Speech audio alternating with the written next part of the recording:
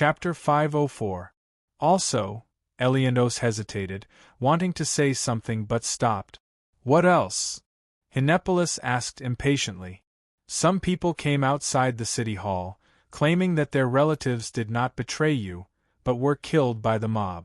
They hope you can redress their grievances, Eliandos said. Wronged?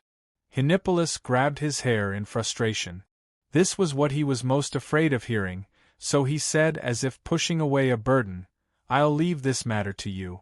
Also, you have to start preparing for the distribution of land to the poor. Eliandos was stunned when he heard this, and then shouted, Sir, I've never done this before, I don't know how. You don't know how, you can find someone. As soon as Hinepolis said this, he was also stunned. Find someone? Where could he find someone?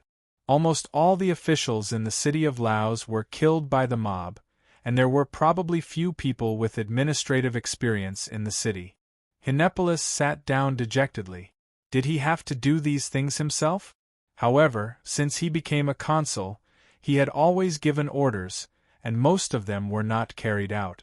He had never really dealt with political affairs, so he did not know where to start. Besides, he had always hated those tedious and complicated political affairs. Just thinking about it gave him a headache. When he lived in the mansion of the Devers in Turin, he saw mountains of bills, city-state affairs, letters, and so on in the study of the Devers. When the Devers returned home, they spent most of their time there dealing with official affairs.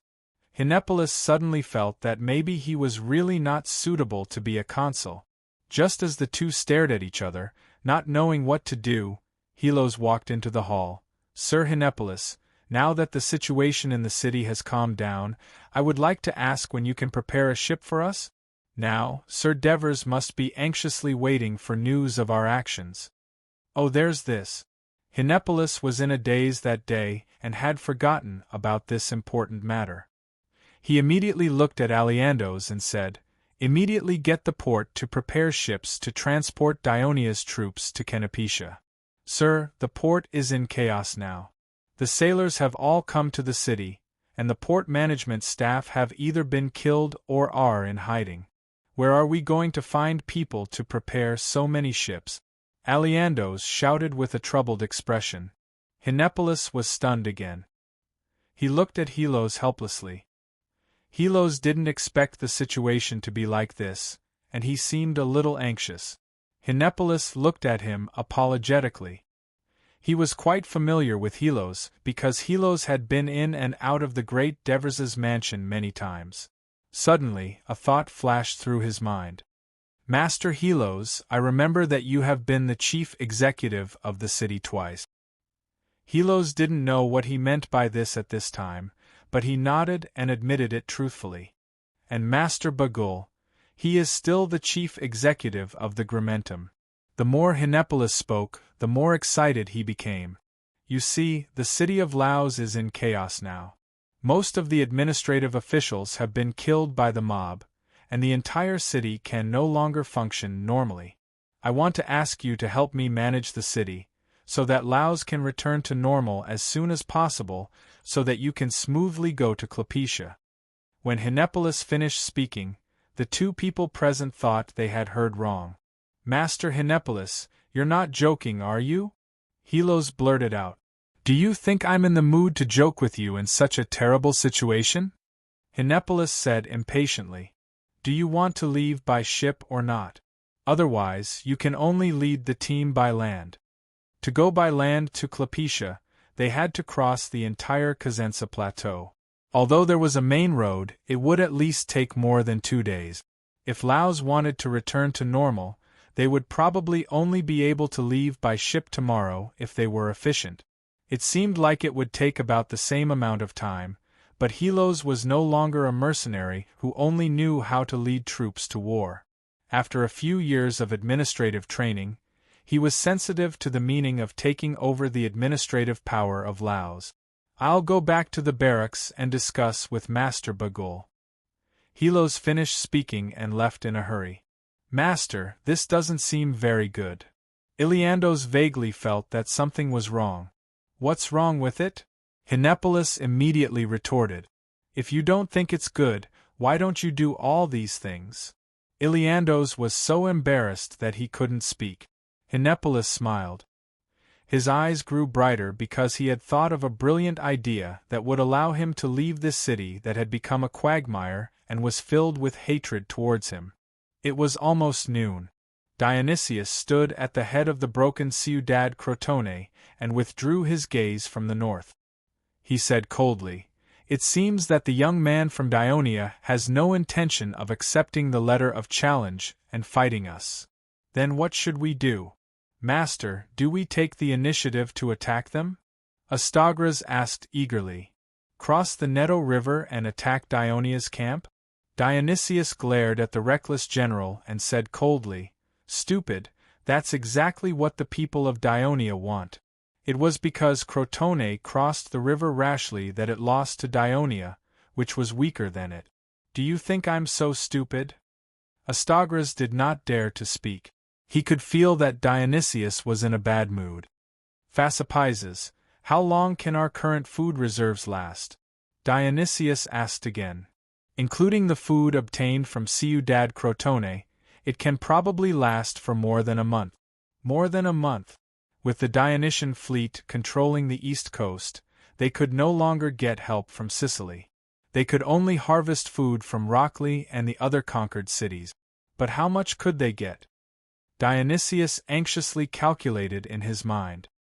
He glanced at the slightly anxious generals and ministers around him, and finally at the big city behind him that had a long history of hundreds of years. He suddenly said, "Burn this place! Burn Ciudad Crotone!" "What? Destroy the walls of Crotone and burn this city," Dionysius ordered coldly. "Then withdraw all the troops stationed here to their original camps." Although the generals and soldiers of Syracuse preferred to live in comfortable houses compared to the simple tents, no one dared to oppose Dionysius's decision. "Master, what about the people from Crotone? The citadel is so tall, we can't burn them," Phasapises reminded. "Don't worry about them. Let them seek help. Isn't Dionia their ally? Isn't that young man known to keep his promises? I'd like to see if Dionia will save their ally." Dionysius's gaze was cold. "But if Crotone dares to escape the citadel in large numbers, chase them back." "Understood." Phasapises and the other generals finally understood.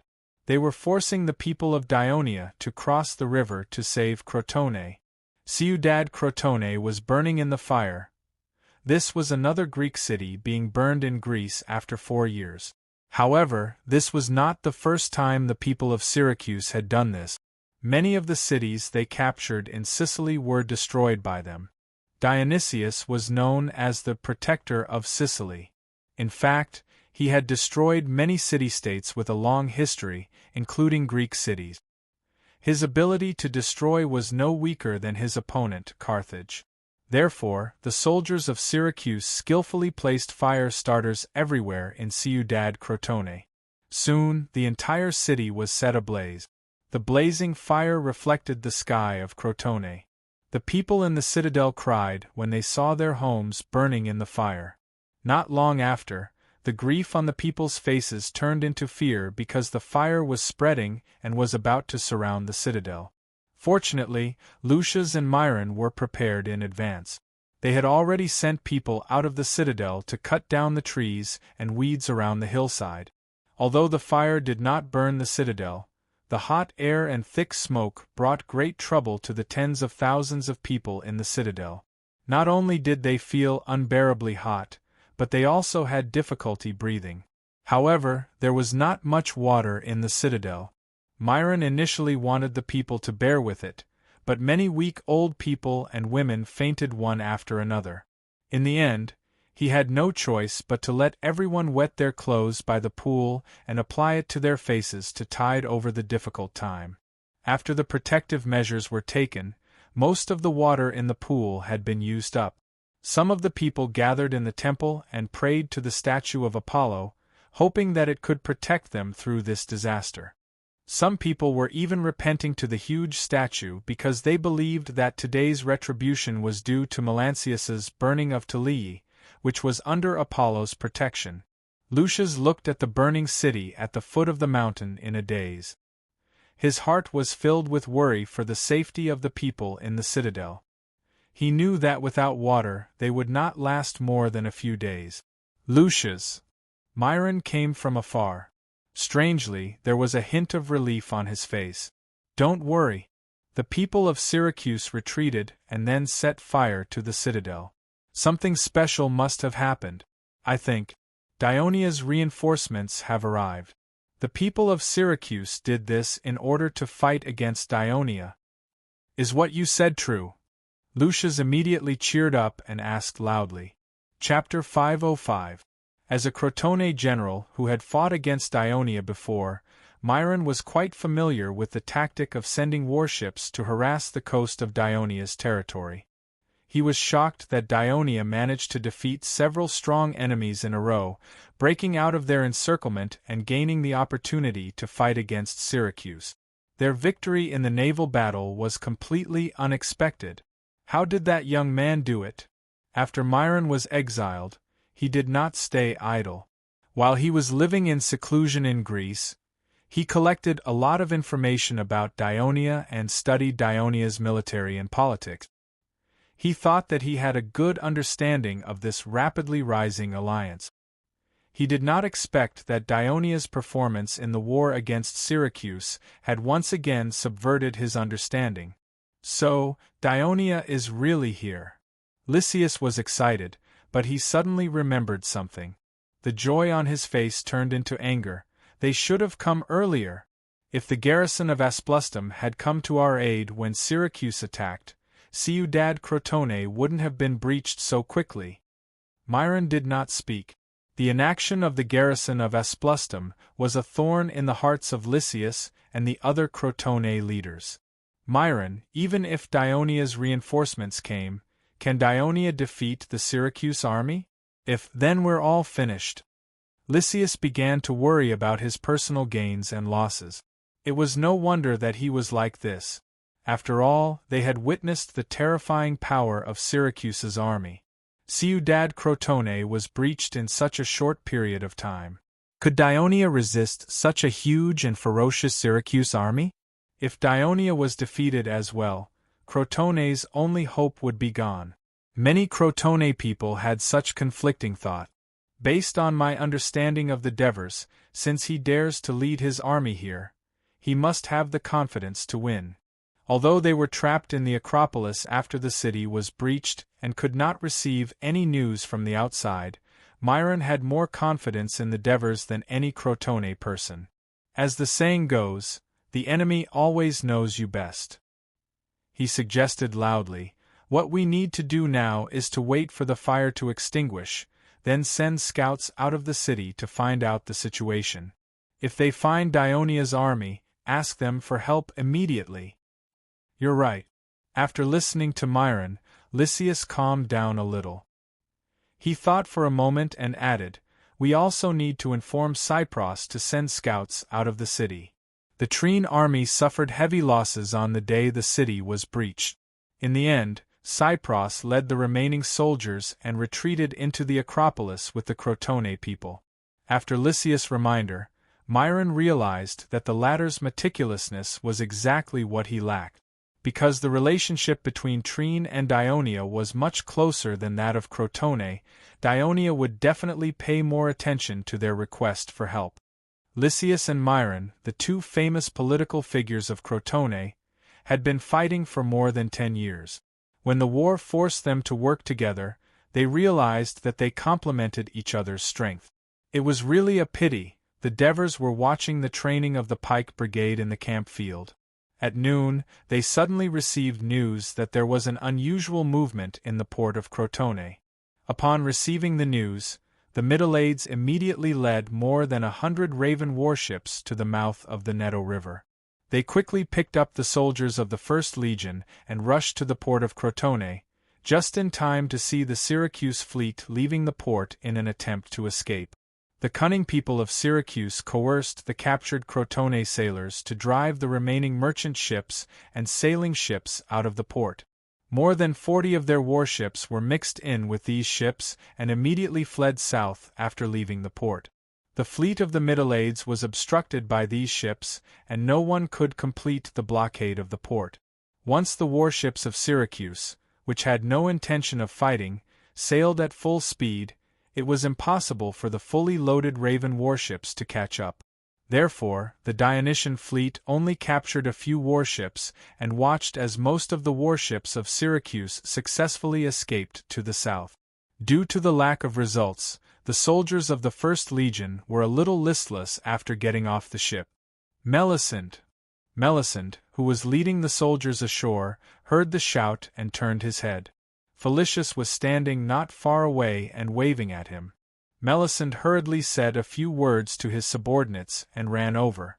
"Father, what's the matter?" "Nothing much, just came to see you," Felicius said faintly, not revealing his concern. After all, this adopted son of his had fallen into the sea twice in the previous naval battles. He had been worried for an entire day. "How are the results of today's battle?" "They escaped," Melisande said, unwilling to give up. Felicius wanted to comfort him, but the messenger Tormid rushed over on horseback. "Commander Felicius, His Majesty is calling for a military meeting. Please go to the main tent immediately." "Got it," Felicius asked casually. "Tormid, why is His Majesty calling for a meeting at this time?" Tormid glanced at Melisande and smiled. "Let me guess. Is it to discuss the reason why Syracuse's fleet suddenly escaped from Crotone port?" Melisande's heart skipped a beat. At this moment, the soldiers ashore suddenly became restless. Someone shouted, "Look! There's a fire over there!" To the south of Netto River, beyond their line of sight, plumes of black smoke rose into the sky. After a while, the black smoke combined into a thick pillar of smoke. The fire reflected the sky there red. Felicius and Tormid stared in that direction. "Is it Ciudad Crotone?" Tormid asked uncertainly. "It's Ciudad Crotone," Melisande said in a deep voice. He had fought near Crotone twice by ship. He knew the position of the city. Felicius and Talmud exchanged glances with each other with a heavy expression. The soldiers in the camp and the sailors at the mouth of the river rushed to the north bank of Netto River. They looked at the burning sky in amazement. When the news of Ciudad Crotone burning spread among the crowd, many tourist militia cheered loudly. Some even shed tears of excitement. They knelt on the beach and prayed to the goddess of vengeance, thanking her for finally responding to their pleas for so many years. Such a huge commotion in the camp naturally alerted the Devers and the captains in the main tent. When they rushed to the north bank of Netto River, the ships at sea had already reported the situation at Crotone port to the camp. The soldiers were just watching the commotion, while the Devers and the captains were thinking about the reason why Syracuse did what they did. "Your Majesty, Syracuse's fleet has escaped. They've burned Ciudad Crotone that they took so much effort to capture. This means that they can't cross the river to fight us after losing their naval advantage. In order to prevent our fleet from ambushing their rear and cutting off their food supply, it seems like they've decided to retreat." Amyntas was the first to voice his opinion. "Your Majesty, we can't let them retreat to Syracuse so easily. If they defend Syracuse with such a huge force, we won't be able to take it down. Furthermore, if they retreat to Syracuse, Trine and Corunna will be completely controlled by Syracuse. The Rockley Alliance is also their ally. It's very disadvantageous for us to fight there." Matones reminded anxiously. "Then do you think we should fight Syracuse here?" As Matones' senior commander, Antonios reminded him in a reprimanding tone, "Crossing the river to fight Syracuse when they're prepared is exactly what Dionysius wants. Didn't they say that Crotone has burned everything except the citadel? Dionysius is trying to make use of our eagerness to save Crotone to achieve his goal of fighting us here. But we're not here to fight Syracuse. Are we here to compete with Syracuse to see who can consume food faster?" Amyntas expressed his dissatisfaction without hesitation. "There's nothing wrong with competing in a competition. Capys said in a serious tone, "Our fleet has cut off the communication between Syracuse's army and Sicily. Syracuse can't provide assistance to the army in Greece. I'm afraid that Dionysius can only rely on the Rockley alliance to provide him with food. However, Rockley isn't a city rich in grains. How can they satisfy the food needs of such a huge army? We have the alliance's vast territory behind us, and we have the full support of the people and the alliance. Ansitanos has already gone to Carthage to discuss the sale of food. How can Syracuse's army outlast us? I believe the people of Syracuse will collapse due to the lack of food in 2 months. By then, we'll be able to eliminate them easily. Lord Capys, don't forget that our soldiers aren't the only ones consuming food. The people of Asprustum and Cremissa are also consuming food. Due to the enemy's cavalry, they're also receiving assistance from the alliance. That's why we're consuming food more than the people of Syracuse. Even if we have the help of the alliance, we can still buy food from them. Can we just watch as the people's savings are used up?" Epiphanes retorted bluntly. As a commander who had been fighting on the front line, he understood the situation better than anyone else. "Everyone, don't forget that the people of Crotone in Acropolis are still waiting for us to rescue them. Although Dionysius might be using this to gain the upper hand, this is an unprecedented war. Not only are the people of Greece and Sicily concerned, but Greece, Carthage, and the other Mediterranean countries are also concerned. We, Dionia, have always kept our promises. Are we going to watch them die this time?" Felicius was a cautious person, but the incident with Dracos had triggered his desire for revenge. Devers's heart skipped a beat. He knew Felicius' words were directed at him. Chapter 506. Devers's heart skipped a beat. "Oliver's, I don't think that's possible. Unless Helos can break through Laos in 1 day and immediately take a ship to Nepitia, then launch an attack on Trine. We're all battle-hardened people. Is that even possible?" Antonios expressed his serious doubts about Oliver's speculation. "Even if it's impossible, we should fight the Syracuse army here as soon as possible to create an opportunity for Helos to attack the enemy's rear." Amyntas took the opportunity to say, "If we fight here in a hurry, if we lose, it'll be meaningless even if Helos takes back Trine." Capys reminded, "How can our army lose?" Amyntas roared. The commanders in the tent were having a heated debate. Other than Alexis, the commander of Legio III, who was far away in Lucania city, and Helos, the former commander of Laos, who was still in Laos, all the commanders of Dioria's army were gathered in the tent.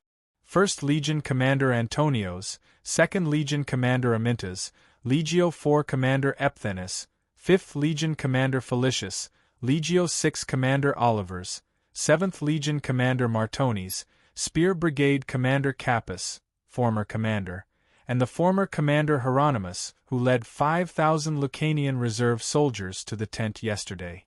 It could be said that the tent was a gathering of talented generals. In the past, these experienced generals had the support of powerful legions and the strict military system of Dionia. When they faced the enemy, they would often argue about how to attack. But today, apart from the taciturn Hieronymus, everyone was sticking to their own opinions, some even disregarding their past camaraderie and cursing. It was clear that they were wary of the Syracuse army across the river. After all, it was a force that had almost 10,000 more soldiers than the Dionysian army, had experienced countless battles, and had a powerful commander. They knew very well that this was not an army that could be easily defeated.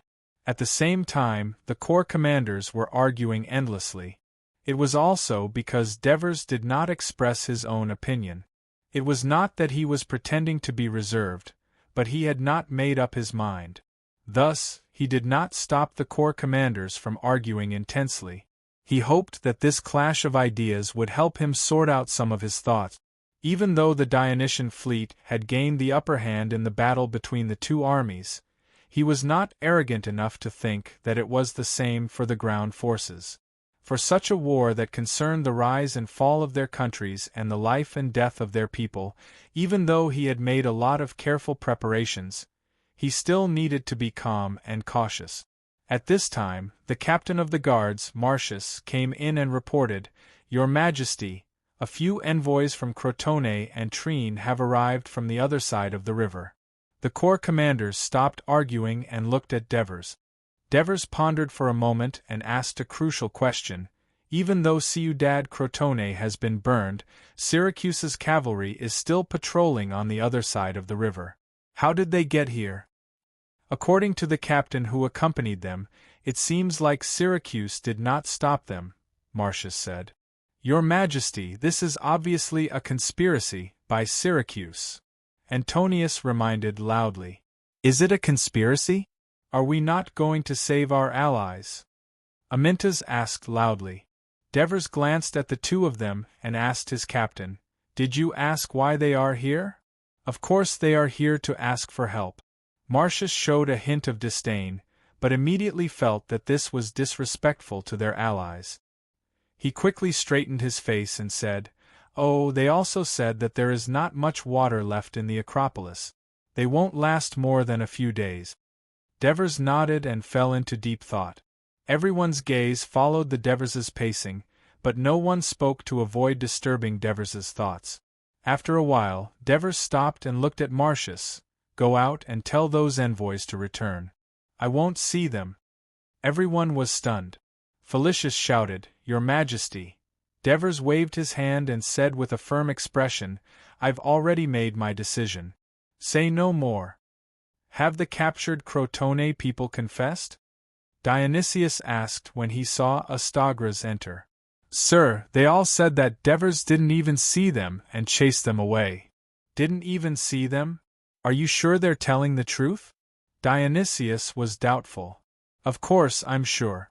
A few of the Crotone people were so scared by my torture tools that they peed their pants. They don't dare to lie." Astagras grinned and said confidently. Dionysius thought for a while and said with a cold smile, "Let them go. Let the Crotone people in the Acropolis know how much the people of Dionia fear Syracuse and don't dare to cross the river to save them." "Yes, sir." Astagras turned around and left the tent. "Looks like the people of Dionia won't fight with us. Sir, what should we do next?" Phasapeses asked worriedly. Dionysius did not answer immediately. Instead, he turned around and looked at the silent man in the corner of the tent. "Phoebidas, what do you think the new king of Dionia wants?" "How can I guess what cunning people like you are thinking?" Phoebidas said straightforwardly and sarcastically, "According to Sparta's way of doing things, we will either attack or retreat. We won't hesitate." Dionysius did not show any displeasure towards Phoebidas's sarcasm. He turned to the intelligence officer, Androstini. "What's the situation with Brudi?" "Sir, ever since the elder of Dionia, Sidorum, became the chief executive of Cosenza, he used bloody methods to suppress the rebellious tribes. He even gathered the leaders of the tribes and tortured Petaru and Bergam to death in front of them. Now, none of the tribes of Brudi dare to express their dissatisfaction towards Dionia. Because of this, my men haven't found any good solutions for now." Androstini's voice became softer and softer. Recently, the performance of the Hellenic intelligence department under his command was not satisfactory. First, when Legio VI was stationed in Cremissa, the military suddenly took over, causing him to lose many of his right-hand men. At the same time, he also lost the news of Cremissa. Then, when Turiae was placed under total lockdown, he could no longer get any information about the central region of Dionia. When the naval battle failed, he was even reprimanded by Dionysius. Now, even the only person who knew the situation in Brudi was no longer of any use to his men.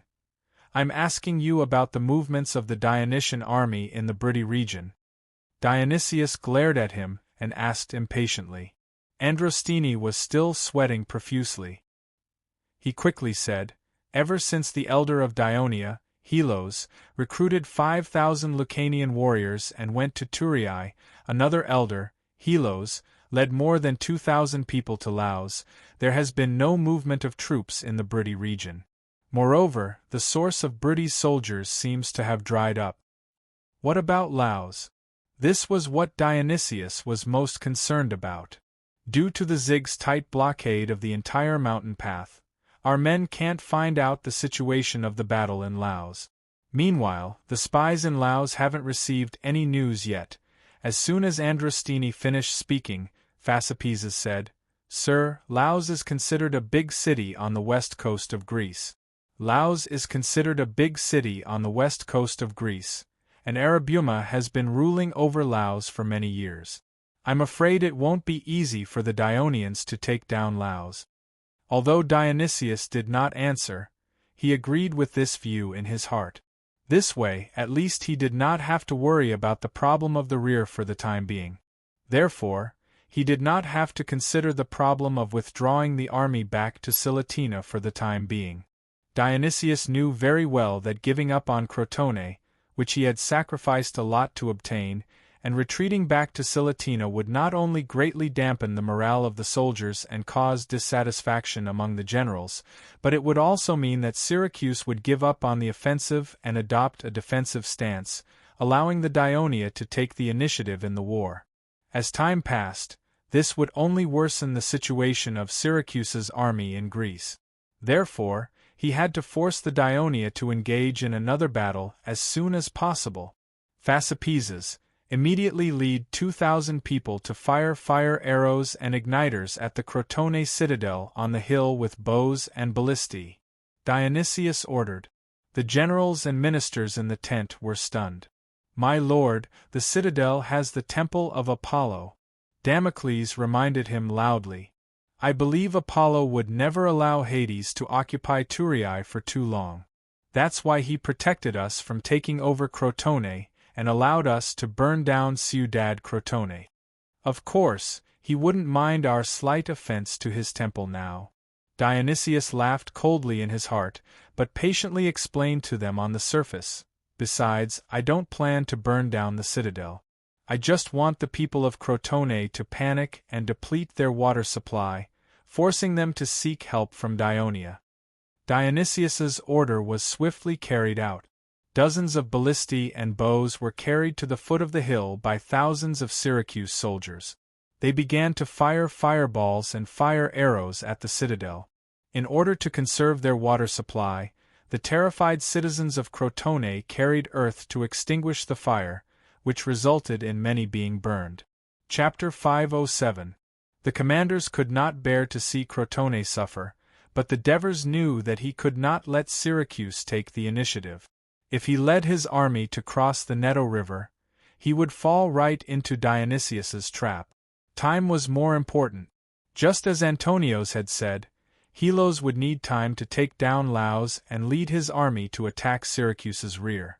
Therefore, he needed to buy time until Helos's army successfully attacked Trine.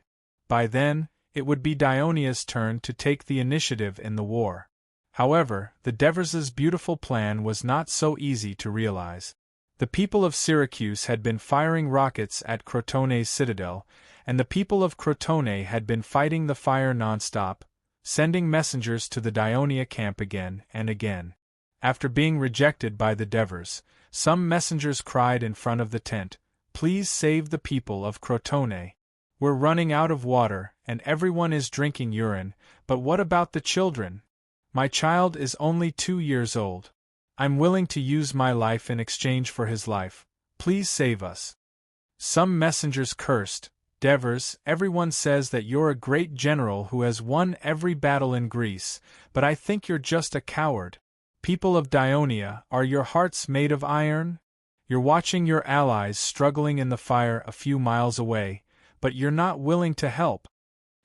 What do you mean by the people of Dionia always keep their promises?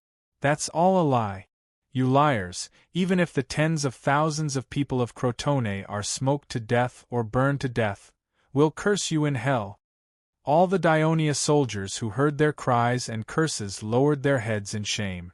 Even Felicius, Antonios, and the other commanders pleaded with the Devers several times. One could imagine how much pressure the Devers were under. He sat alone in the tent, his hands tightly gripping the armrests of the wooden chair. Although he did not say a word, his heart was gradually loosening. After all, he had to watch tens of thousands of lives being burned to death because of him. How could divers remain indifferent to this? Fortunately, it was already evening. Considering that the Dionysian army couldn't cross the river at night, Syracuse stopped attacking Crotone's citadel. That night, Devers did not sleep well. He knew that even though he was lucky enough to escape today, the cruel and cunning Dionysius would continue to use this method to force him to fight tomorrow. What should he do then? What's the situation with Helos? There had been no news for so long. Although he had cultivated the great Tao, it was still slow to transmit news across the mountains. Lysias and Myron were even more troubled. Not only did they have to rescue the injured people, but they also had to worry about the increasing shortage of water. If it were not for Myron, who was well versed in military affairs, Lysias would have scolded the Dionia and the Devers for their ruthlessness. He even thought to himself, if I really can't hold on any longer, I might as well surrender like Syracuse in the Syracuse barracks. Dionysius was restless. The Devers' patience had shaken him. Could it be that the Dionia would rather watch their allies die than lend a helping hand? Perhaps the Devers really don't dare to fight us on land. If this goes on, it will be disadvantageous to Syracuse. Do we really have to retreat? That night, Dionysius could not sleep until he heard a commotion outside the tent. When the intelligence officer, Adrastini, broke into the tent, he had just turned over and sat up on the bed. What's going on? How can you be a guard captain? How can you just let someone break in? He scolded the guard captain who came in after him. Adrastini, who was next to him, was terrified. He hurriedly knelt down and begged for forgiveness. Trembling, he said, My lord, there's urgent news from Trine. Dionia has captured Laos. What? Dionia has captured Laos so quickly? Is this news true? Dionysius's expression changed drastically as he asked. It's a spy who ambushed us in Laos. He risked being chased by Dionia and secretly rowed a boat to Trine. There's no doubt about it. It's said that Dionia instigated a riot among the poor people in Laos. They attacked from both inside and outside, and that's how they managed to capture Laos. Adrastini had calmed down and explained seriously. Does this mean that Dionia in Laos will be heading south soon? Dionysius muttered anxiously. My lord, maybe we should retreat. Adrastini mustered his courage and said softly. Retreat? Dionysius suddenly looked at him. The cold glint in his eyes scared Adrastini so much that he knelt down again. Dionysius stared at him, and a strange smile gradually appeared on his face. You're right. We should retreat. After that, he turned to the guard captain and ordered, immediately inform Phasapeses, Astagras, Achelita, Phoebidas and the rest to come to the tent for a discussion.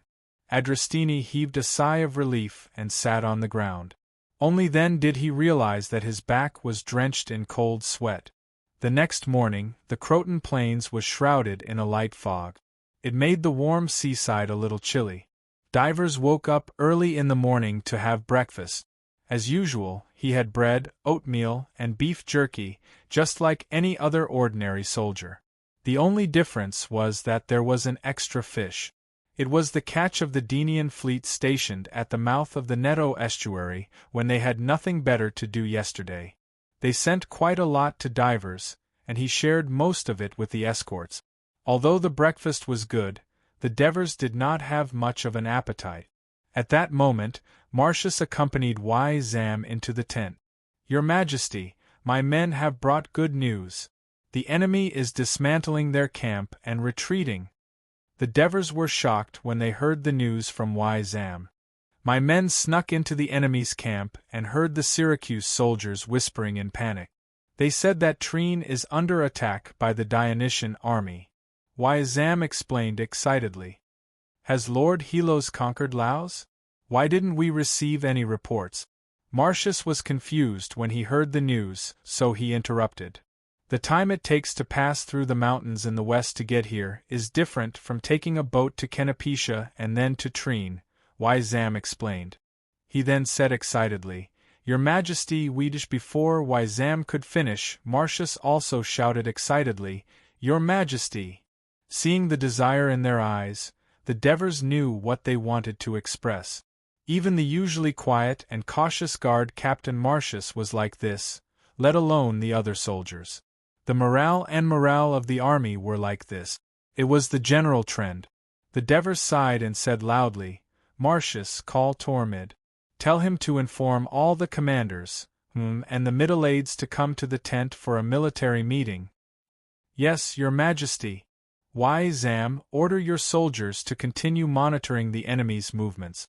Report to me immediately after confirming that the enemy has retreated and crossed the Takanadi River. Yes, Your Majesty. The two of them performed a military salute and left as fast as the wind. After giving the order, Devers also felt relieved, and his body became much more relaxed. He turned around and sat down, grabbing a piece of bread and taking a bite. He was a little hungry now. Middle aides. Yes, Your Majesty. Gather all the engineering battalions and put them under your command for now. Immediately build 4 pontoon bridges on the Neto River. You must provide all the ships needed. You must fulfill the requirements of the engineering battalions as soon as possible. No excuses. Yes, Your Majesty. Also, at the lower reaches of the Neto River, you must lead all the warships to ferry the soldiers across the river. After the entire army crosses the river, you must lead the fleet to the coast between Crotone and Silton. Monitor the movements of Syracuse's army. The specific measures are up to you. Yes, Your Majesty. Leads. Yes. Your cavalry will be the first to cross the river. I want you to withdraw all of them and monitor the enemy's retreat to the south. Report to me immediately. However, do not engage in battle with the enemy, especially when they encounter the hired cavalry. Yes, Your Majesty. Leeds was a little depressed. He knew that the Devers did not trust the cavalry. Although he was not satisfied, he had to admit that the foreign cavalry was indeed stronger than his men. He secretly clenched his fist. Commanders and commanders, come over here. Take a look at the location where your army and troops are going to cross the river. Make a final confirmation. I want you to organize your soldiers and cross the Neto River as soon as possible. Then, quickly regroup. Can you do it? Yes. The commanders replied in unison. They crowded in front of the map and carefully looked at the marks that the Devers had made on the Neto River. Your Majesty, why does it look like you're making arrangements for a battle? It doesn't look like you're going to chase after the retreating enemy. Amintas could not help but ask as he looked at the map. Not only him, but the other commanders also had similar doubts. The legions lined up along the river and crossed the river at the same time. After crossing the river, they quickly formed their own columns. The positions of each legion seemed to be special. Also, the cavalry was not sent to chase after the enemy, but to scout. The Devers scanned them with a deep gaze and said in a deep voice, There's no rush in chasing after the enemy. As long as Syracuse retreats, we will follow the enemy. A large army like that will eventually fall into chaos. I'm worried that the enemy will retreat and then return. You must know that the commander of Syracuse's army, Dionysius, is a cunning man. I'd rather be cautious than take a risk, especially now that we have the upper hand in the war. When it was almost noon, the fog had dissipated under the continuous sunlight. Chapter 508.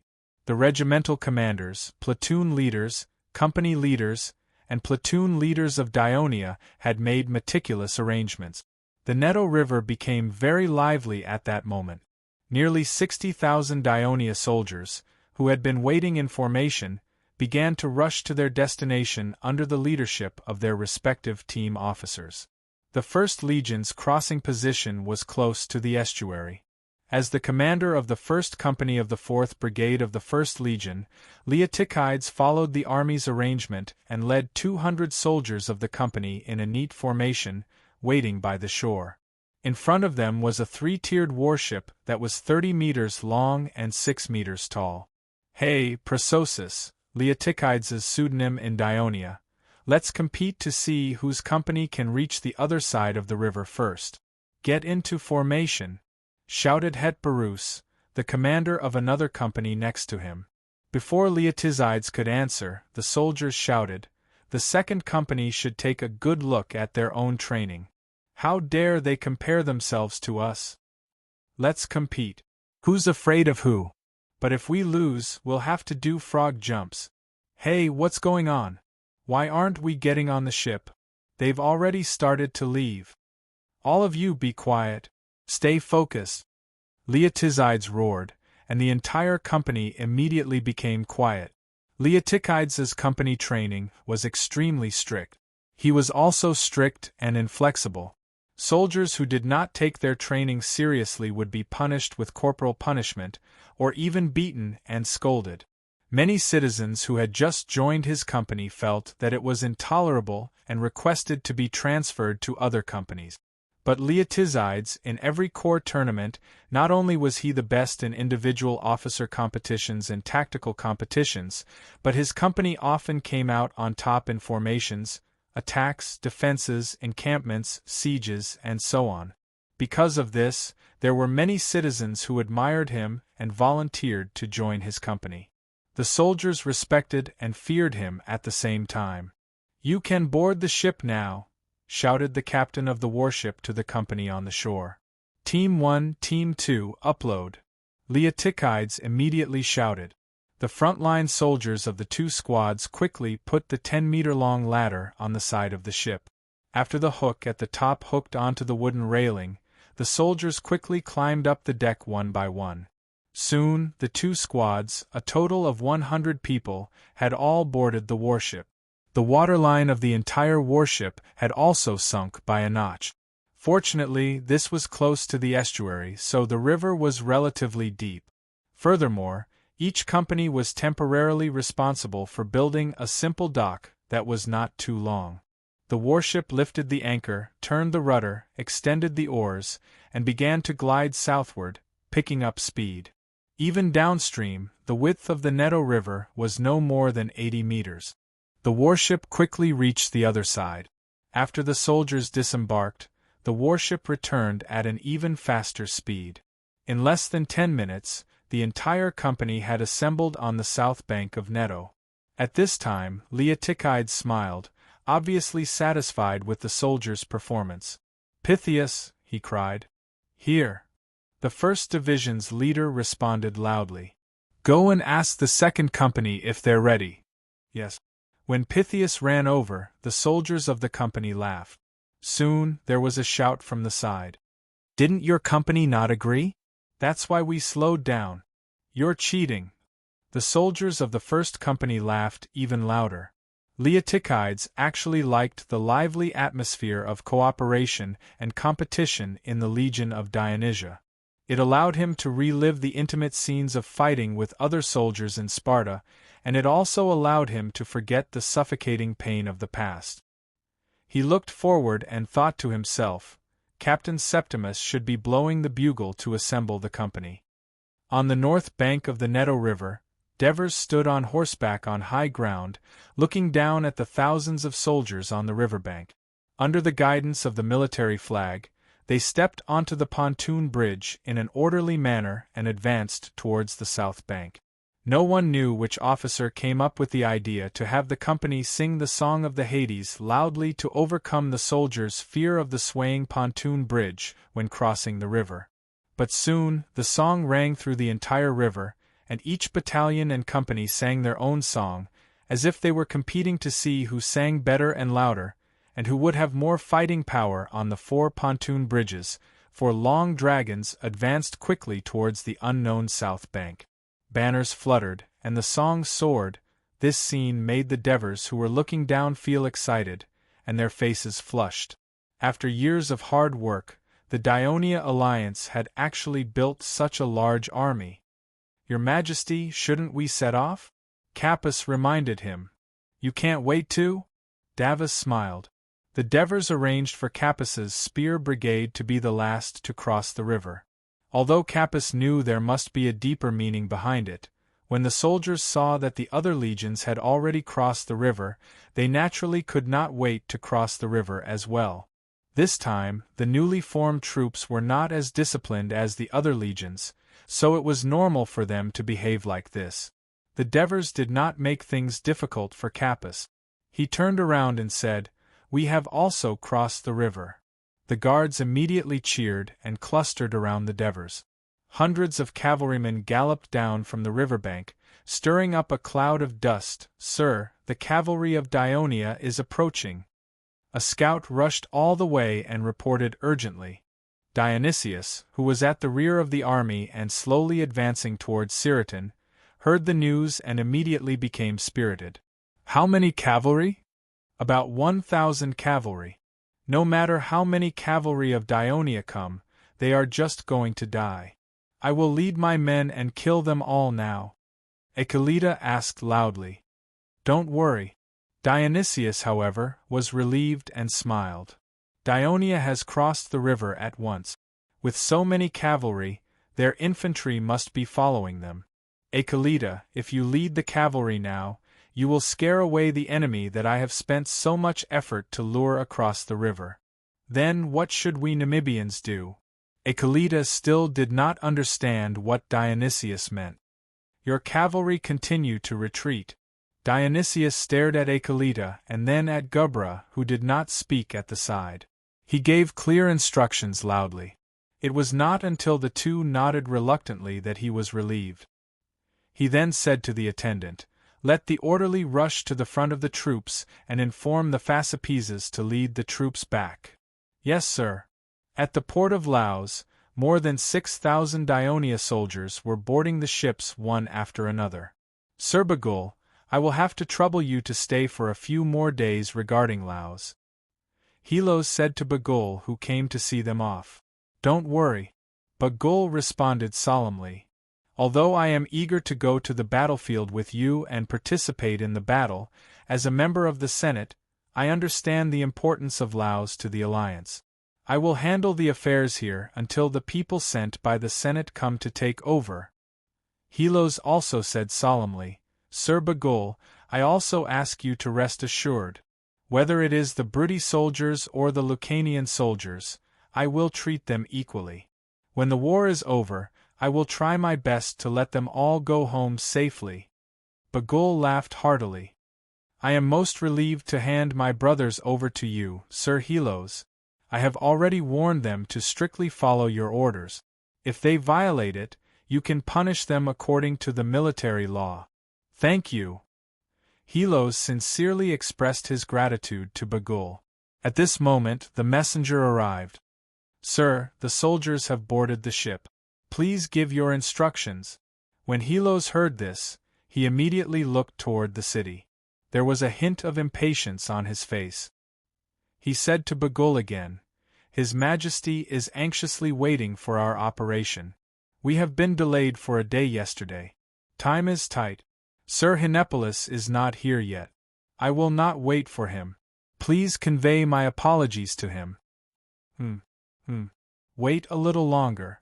He should be here soon," Bagul advised with a strange expression.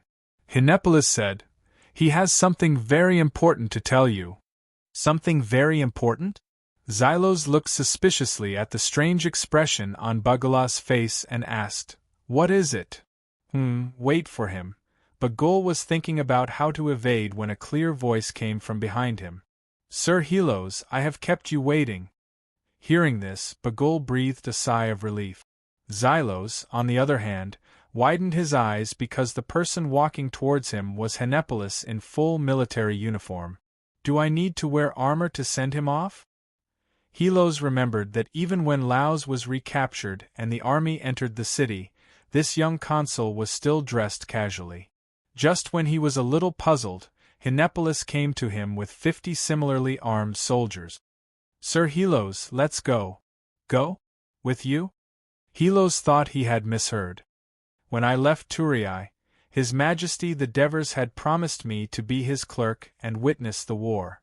Moreover, as an ally of Dionia, Laos has a duty to participate in the coming battle, so I'm going to fulfill my duty. Hinepolis said with a serious expression, but there was a hint of delight in his words. You? But what about Laos? The Archon had actually left Laos when there were so many things waiting to be done. This was why Xylos found it hard to believe. You and Bagul handled the affairs of the city well yesterday. I have already spoken to Sir Bagul, and had Aliandos cooperate fully with him. There are no problems, am I right, Sir Bagul? Hinepolis winked at Bagul. Chapter 509. Let's go, Lord Siros, or else we'll be delayed again. Hinepolis urged proudly as he led his guards towards the bridge. Helos had no choice but to accept the fact that Hinepolis was accompanying the army. He solemnly saluted Bagul. I'll leave Laos to you. The slightly guilty Bagul returned the salute solemnly. Don't worry. May Hades protect you as you break through the enemy's siege in the south. The Devers had just crossed the Neto River when they received a report from their herald, Tormid. Your Majesty, a group of Syracuse scouts have appeared in front of us. Our cavalry is pursuing them. Led's cavalry had already been deployed, right? Why didn't they discover them? They even managed to break through our army's formation. The Devers' calm voice was dignified. The kind-hearted Tormid hurriedly explained, It's reported that the enemy cavalry hid behind the ruins of Ciudad Crotone. That's why they weren't discovered. Now, Leds has regrouped his troops and is preparing to thoroughly investigate the ruins of Ciudad Crotone. Dionysius really put in a lot of effort in order to find out our army's movements. The Devers mocked. He sat high up on his horse and looked ahead. His field of vision was filled with small phalanxes of Dionia soldiers. His expression turned solemn. I'm afraid that my worst-case scenario is becoming a reality. Tormid.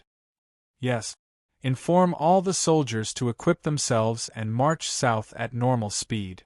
Tell Leds not to disperse his cavalry to investigate Ciudad Crotone. I want his cavalry to follow Syracuse's army closely and report the enemy's movements at all times.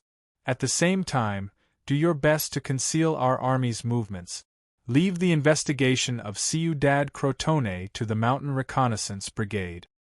Yes, Your Majesty. Tormid asked softly, Do we need to inform the Crotone people in Acropolis that we've crossed the river? Devers pondered for a moment, then nodded and said, Send someone to tell Lysias. Just say that we are leading an army to rescue them, and that there might be a fierce battle with Syracuse's army.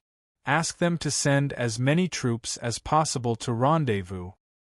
Understood, Your Majesty. Tormid immediately turned around and gave the order to the orderlies. My lord, my subordinates have returned. Achelida galloped to the front of Dionysius and said, We sent out 10 people, but only 2 came back, and they were all injured. Although their horsemanship was superb, they had to pass through the encirclement of so many enemies. I know you've done a meritorious deed, and you'll be rewarded handsomely. Dionysius interrupted his complaint impatiently. Tell me quickly, how's the situation? The Dionia's army has crossed the river, and there are a lot of them. The level of civilization of the Namibians was far lower than that of Carthage and Greece. After the number reached 10,000, most of them could not even count it clearly.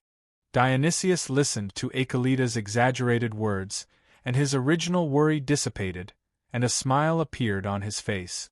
Retreating because the rear was attacked was just an illusion to lure the enemy to cross the river. He only had one goal in mind, to defeat the army of Dionia. Only by achieving this goal could they completely get rid of the predicament of Syracuse's army. Dionysius was very clear about this from the beginning to the end. He glanced at Phoebidas next to him, and Phoebidas nodded at him firmly. Dionysius decisively ordered, Order the entire army to stop advancing, turn around immediately, cross the Takanadi River and march north quickly. At this moment, his army had passed the south bank of the Takanadi River, and the entire army was about 10 miles away from the Neto River. It would take more than 2 hours to reach the river normally, so he must move quickly to avoid the enemy realizing that they were tricked and fleeing back to the north bank of the Neto River. However, it would probably take more than a few hours for an army of tens of thousands to cross the Neto River, and he had enough time. Near noon, the fleet entered the port of Nipetia. The port of Clepetia was not large. Although it was expanded by 2 governors after being incorporated into the Dionia alliance, the port's innate conditions were not good, and its capacity to accommodate ships had not been significantly improved. Therefore, the transport ships could only slowly queue up to enter the port one after another. Lord Xylos, welcome to our city. I haven't seen you for more than 2 years. When I heard that you were coming this time, I came to the port early to wait for you.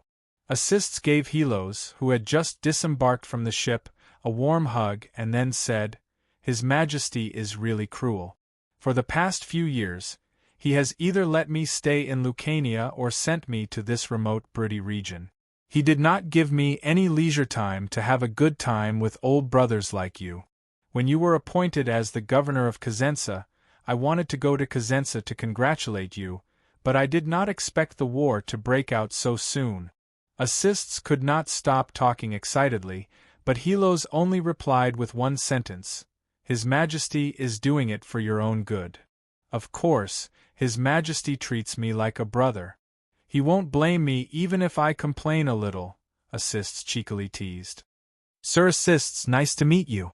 Hinepolis stepped forward to greet him. When Hinepolis came to Turiai to study, Assists had already gone to Nudum. He only saw Hinepolis a few times every time he returned to Turiai to report to the Devers, but he had a deep impression of the only boy who lived in the Devers mansion. Sir Hinepolis, it's a pleasure to meet you. Assists immediately returned the greeting warmly.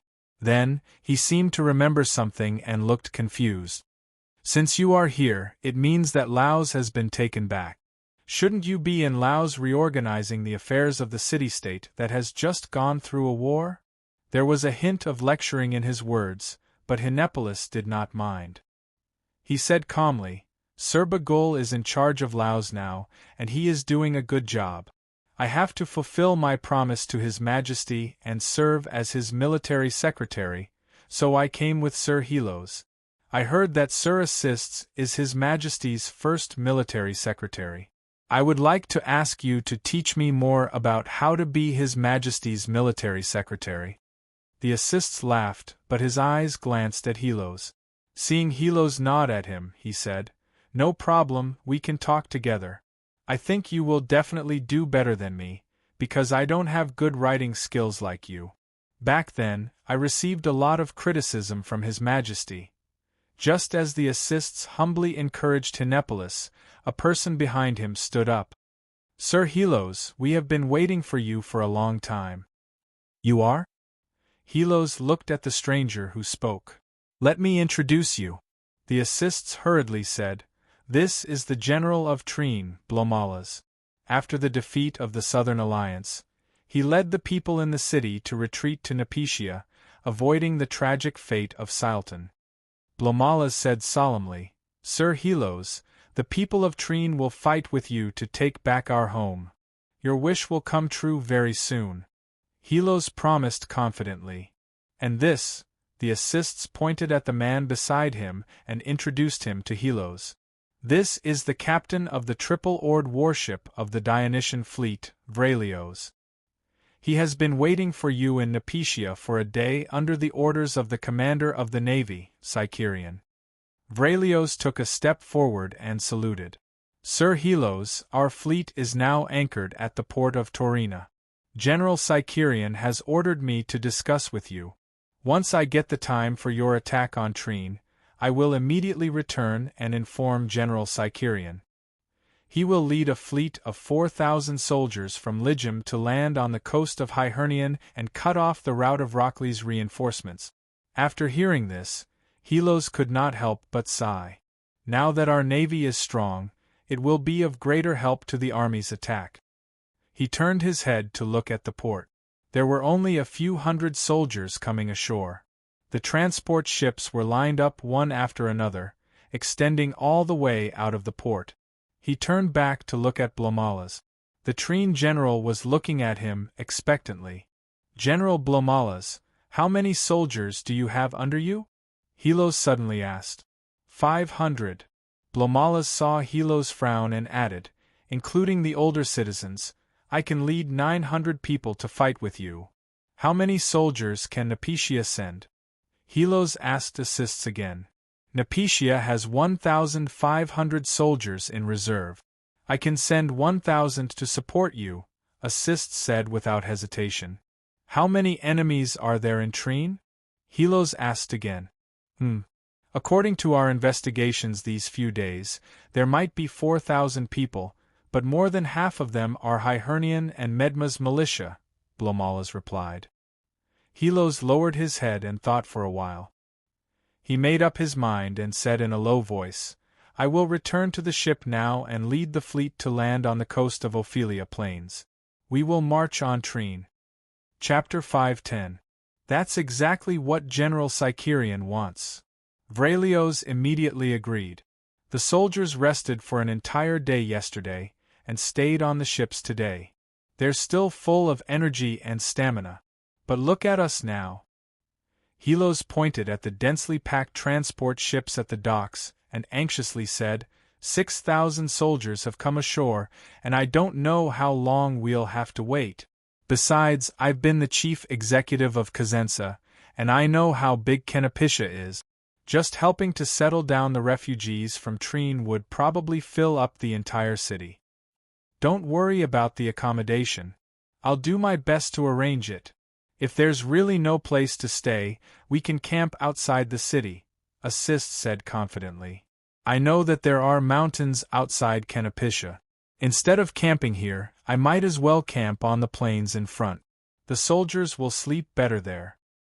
Helos was unmoved and continued, "Besides, you've been monitoring Trine's movements, and I'm afraid the enemies of Trine are also keeping an eye on this place. Our fleet has been waiting outside the port for so long, how could the enemies not know? Now that they know we're here, even if Hyhernian is attacked, they'll still strengthen their defense against Trine. If that's the case, why don't I lead the army to attack Trine first, and attract the Hyhernian defenders to come to our rescue, while Sicerian leads the Legium to attack the defenseless Hyhernian? That way, the chances of success will be higher." After he said that, the others were a little moved. In fact, Assists and Vrelios knew that Sicerian had a selfish motive for coming up with that plan. He wanted the Dionia army to gain more achievements, but Helos didn't care about achievements at the moment. He was more concerned about how to benefit the overall situation. Actually, whether it's attacking Trine or Hyhernian, it's not the most important. The most important thing is. Helos looked at the Assists and said solemnly, "His Majesty's army is now facing off against the army of Syracuse in Crotone. The earlier we attack the enemy's rear, the earlier we can put them in a passive position, and let His Majesty take the initiative. Only then can we defeat Syracuse's main force and obtain victory. I've already wasted a lot of time in Laos. We need to act now." Deeply moved by Xylo's heartfelt words, Assists immediately said, "I understand, Xylos is the Lord. I won't stop you from landing in Euphemia. I'll organize people to transport food and supplies for the troop. I'll also gather 1,000 soldiers and set off by land to meet you in Euphemia. Lord Helos, I'll gather the Trine citizens now. They've been waiting for this day for a long time," Blomalas said excitedly. "Lord Helos, my warship will go with you. I want General Syracuse to receive the news as soon as possible," Flarios said immediately. "All right, let's meet in Trine." Helos solemnly saluted. I've prepared a banquet tonight, and I wanted to invite you to my house as a guest. You can also meet my wife and children. It seems like there's no chance this time." The Assist sighed, and gave a few instructions to a port official beside him. The official hurriedly ran to the dock, and commanded the ships to clear the channel so that the transport ships could leave the port smoothly. "Lord Helos, may the Hades bless you on your journey." After giving his sincere blessing, the assists asked, "Lord Hinepolis, would you like to come to my house as a guest? I can also talk to you about how to be a good clerk to His Majesty." Hinepolis was a little tempted. He turned to look at Helos. Helos suggested, "You should stay in Canopitia. It won't be too late to meet His Majesty after he leads the army into the Ophelia Plains." Hinepolis hesitated for a moment, and finally said, "Lord Assists, thank you for your invitation. I came with Lord Helos, so I'll go with him." After being attacked by Syracuse's rockets for half a day yesterday, Lysias and the others led the citizens to work until evening. They were tired and thirsty, so they directly fell on the square outside the temple and slept until dawn. The rocket attack from Syracuse, which they were most worried about, did not come again. Looking down the mountain from the Acropolis, they did not see a single enemy. After a discussion, the surprised Lysias, Myron, and the others decided to send people out to investigate. In fact, the Acropolis had sent many messengers to the Dionia camp yesterday, and each time they returned safely, they were already aware of the intentions of the Syracuse people. However, this only slightly reduced the resentment of Lysias and the other Crotone higher-ups towards Dionia for not lending a helping hand. The scouts quickly returned to the Acropolis and reported, not only were there no enemies in the city, even the Syracuse camp outside the city had disappeared. Lysias looked at Myron in surprise and joy, and said in disbelief, "Could it be that Syracuse has retreated?" "It's very possible." Myron pondered and said, "If the Syracuse army is attacking the Dionia camp on the north bank of the Neto River, they won't tear down their own camp. Then we can leave the Acropolis," Sesprotus said excitedly, licking his dry lip. His words received enthusiastic responses from the others. They had not drunk water for half a day, and everyone's throats were smoking. Lysias could not make up his mind and asked hesitantly, "Myron, what do you think? As far as I know, Dionysius is an extremely cunning person. He might have deliberately lured us out of the city, and then let his thousands of cavalry return quickly. More than half of us are women, children, and elderly. Once we leave the Acropolis, it'll be very difficult to escape their pursuit." Myron said worriedly, "Are we going to stay in the Acropolis and die of thirst just because we're worried that it's a trick by the Syracuse people?" Sesprotus asked loudly. "Of course not," Myron said seriously. "We can continue to send people to the south to investigate the movements of the Syracuse people. At the same time, we can send messengers to the Dionia on the north bank of the Neto River to ask for protection. We can also ask them to send a fleet to transport water to the port, and while there are no enemies in the city, we can transport the water to the Acropolis." "Good idea, let's do that." Lysias immediately made the decision, and the others agreed. At this moment, the messengers sent by the Devers arrived at the Acropolis. The news that the Dionia army had crossed the river excited the higher-ups of Crotone, but the Devers' speculation that there might be a battle with the Syracuse people made them nervous. Although I was a little dissatisfied with the indifference of the Dionia people, I don't want them to come over if they really cross the river," Lysias said with a serious expression. "That's right." Myron felt the same way. He said with mixed feelings, "According to the messenger's description, the Dionysian army has about 55,000 people, and according to the situation of the Syracuse army attacking the city, they probably have no less than 70,000 soldiers. That's a difference of more than 10,000 people. If Dionia and Syracuse really fight here today, we must support Dionia with all our strength. Otherwise, that's a must. If Dionia loses, we'll all become the slaves of that Sicilian tyrant." Sesprotus had arrived at the meeting hall of Crotone's higher-ups. He said in a loud voice, we, the Trine people, have decided to immediately rendezvous with the Dionia army. The counselors of Crotone looked at each other and started discussing among themselves. Finally, Lysias said loudly, "We, the Crotone, will also send General Myron and half of the Crotone militia to join the Dionia army." Myron squeezed out a smile. "I'll be bringing the citizen soldiers to ask for a glass of water." He wanted to lighten up the atmosphere in the meeting hall, but everyone looked nervous. No one laughed. Just as Crotone gathered more than 4,000 soldiers, and Cyprotus led nearly 900 Trine people down the mountain, the Dionia army had arrived at the front of the former camp of Syracuse. Dionysius relied on his strong military strength. Other than building a more rigorous defense on the side facing Aspustum, he only set up earth ramparts and wooden fences on the side of the camp located in the heart of Crotone. He did not even dig a trench. He even hoped that the Crotone people would come out of the city to attack the camp, so that they could deal a heavy blow to them. Therefore, when they retreated, they just needed to push down the earth ramparts, and it would not hinder the advance of the Dionysian army. At this moment, the Devers received a report from the scouts. The Syracuse army had stopped retreating and quickly turned around, approaching them. The enemy cavalry had also begun to attack, driving away the Dionia cavalry. As expected, Dionysius had come. As they had guessed and prepared for this beforehand, the Devers were not too surprised. The more he thought about it, the more he ordered, "Everyone, retreat slowly, and at the same time, be wary of the enemy cavalry's attack. Inform leads not to clash with the enemy's cavalry.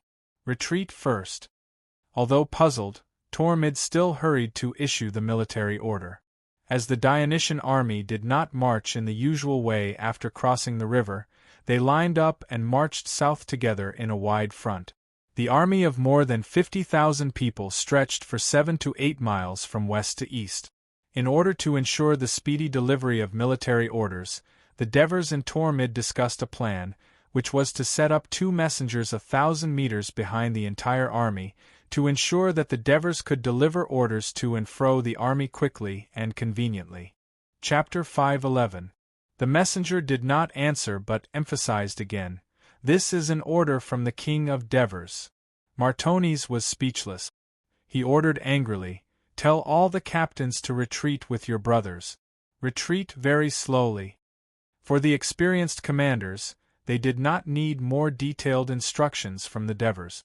They all knew how to deal with the incoming cavalry. They sent the 7th Battalion of the Legion to the front. When the Namibian cavalry and Celtic cavalry chased the Dionia cavalry to the front of the Dionia formation, they saw the long infantry formation retreating. Behind the heavy infantry was a line of light infantry.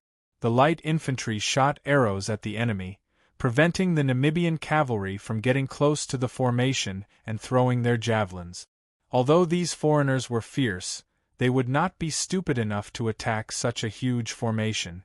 They stopped the pursuit and kept a safe distance from the Dionysian army. "What did you say? The Dionia are retreating."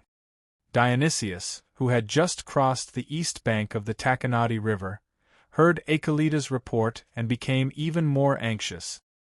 He was afraid that the Dionia would realize that they were tricked and retreat quickly.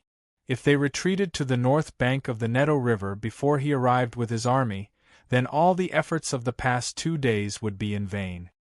"Order the troops to speed up. Don't let the enemy escape." "Yes." "Wait," Phoebidas suddenly shouted. Although Dionysius was unhappy that he interrupted his order, he also knew that there must be a reason for this quiet Sparta man to speak at this critical moment. "You just said that the formation of the Dionia is at the back. You used the word formation. Why?" Phoebidas asked Achelita directly. Achelita hated Phoebidas's rude tone, but he knew that the Sparta people were not to be trifled with. He said impatiently, "Yes, I said formation, because the Dionia are retreating in formation." Dionysius's heart skipped a beat when he heard this. "What kind of array?" Phoebidas asked. Akelita thought for a while and drew a horizontal line on the ground with the tip of his foot. Like this, it's very long. Phoebidas bent down and looked at the ground before asking, "Which direction are we in?" "Here." Rita used the tip of his toe to point in front of the horizontal line. Phoebidas's guess was confirmed. He raised his head and looked at Dionysius. He said in a deep voice, "I'm afraid that the new king of Dionia is already prepared for our plan. He's laying out a huge net, waiting for us to rush into it. By that time, your soldiers will be exhausted and will not have a complete formation. They will not be a match for the Dionia at all. What awaits you is only failure." Dionysius looked down at the ground that Akelita had just brushed with his foot and fell into deep thought. Although he did not want to believe that the young man of Dionia had seen through the baiting plan that he had painstakingly carried out, and he was being lured by the other party, Phoebidas's words were like a slap in the face, making his face burn. Fortunately, this war was a matter of life and death, so he did not have the mood to care about this. He just coughed a few times and said, "So what do you think we should do now?" "Stop moving forward immediately, arrange the formation, and press forward at a normal speed." Phoebidas used his foot to draw another horizontal line in front of the horizontal line. "If we do this, it will take too long, and the Dionia people may escape," Dionysius said worriedly. As a bystander, Phoebidas was able to maintain a calm state of mind. "It's better to let them escape than to be defeated by them." Dionysius was silent after hearing this. He was indeed worried about the gains and losses in his heart, and he was extremely conflicted. He turned his head back and looked at the dust that was stirred up by the huge, hurriedly marching troops behind him. Then he looked at the densely packed soldiers quickly passing in front of his escorts. Although the armors, shields, and spears were still on their shoulders, the linings had been soaked with sweat, and the rapid breathing sounds were mixed together, even a little deafening. Looking ahead again, the vast Croton plain was unusually quiet, except for the occasional mercenary cavalry galloping, but the army of Dionia might be waiting for them in a place where he could not see. Dionysius hesitated for a moment, and finally made up his mind. "Phoebidas, do as you say. I've decided that you will arrange the formation." Phoebidas did not refuse and looked excited. This was exactly what he wanted. "Do I need to call all my men back?" Akelita asked. "You and Gubra's cavalry continue to repel the enemy cavalry, to prevent them from spying on our formation, and at the same time, you have to keep a close eye on the enemy's movements." Phoebidas began to give orders. "Also, tell me the details of the formation that Dionia has arranged." It was already past noon, and there was still no sign of the Syracuse army. The Devers were puzzled. Fortunately, although the Dionia cavalry was suppressed and could not observe the enemy, the Dionysian fleet was running amok on the sea. They had already circled to the coast of the southern plains of Croton. As they did not find the Syracuse army that was supposed to be retreating, the puzzled Middleades decisively sent a clipper to quietly land on a secluded beach, and sent sailors ashore to investigate. It did not take long for them to discover the secret of the Syracuse army. It turned out that the Syracuse army was arranging the formation. When they received the news from the clipper, the Devers had mixed feelings. They could not tell if it was regret or anticipation. He whispered to himself, "It seems that you, Dionysius, are still cautious. Since you are not coming, I will go over. Let us have a fair battle. Command, turn around and march south." The Devers suddenly gave the order in a loud voice. "Why are we going south again?" Many soldiers were puzzled and dissatisfied with the repeated orders. However, the commanders and senior team officers had a premonition that the battle was approaching. Battle enthusiasts such as Amintas and Matones were already excited. "Reporting to your Majesty, 5,000 reinforcements from Crotone and Trine have arrived." When the Devers heard this, they were excited. "That's great. Who is the commander?" "Trine is Cypros, Crotone is Myron." The Devers was stunned. "Myron? The Myron who was banished by Crotone?"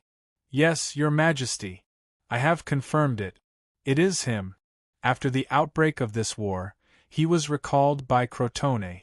After the fall of Ciudad Crotone, he was urgently elected as a general by the people of Citadel.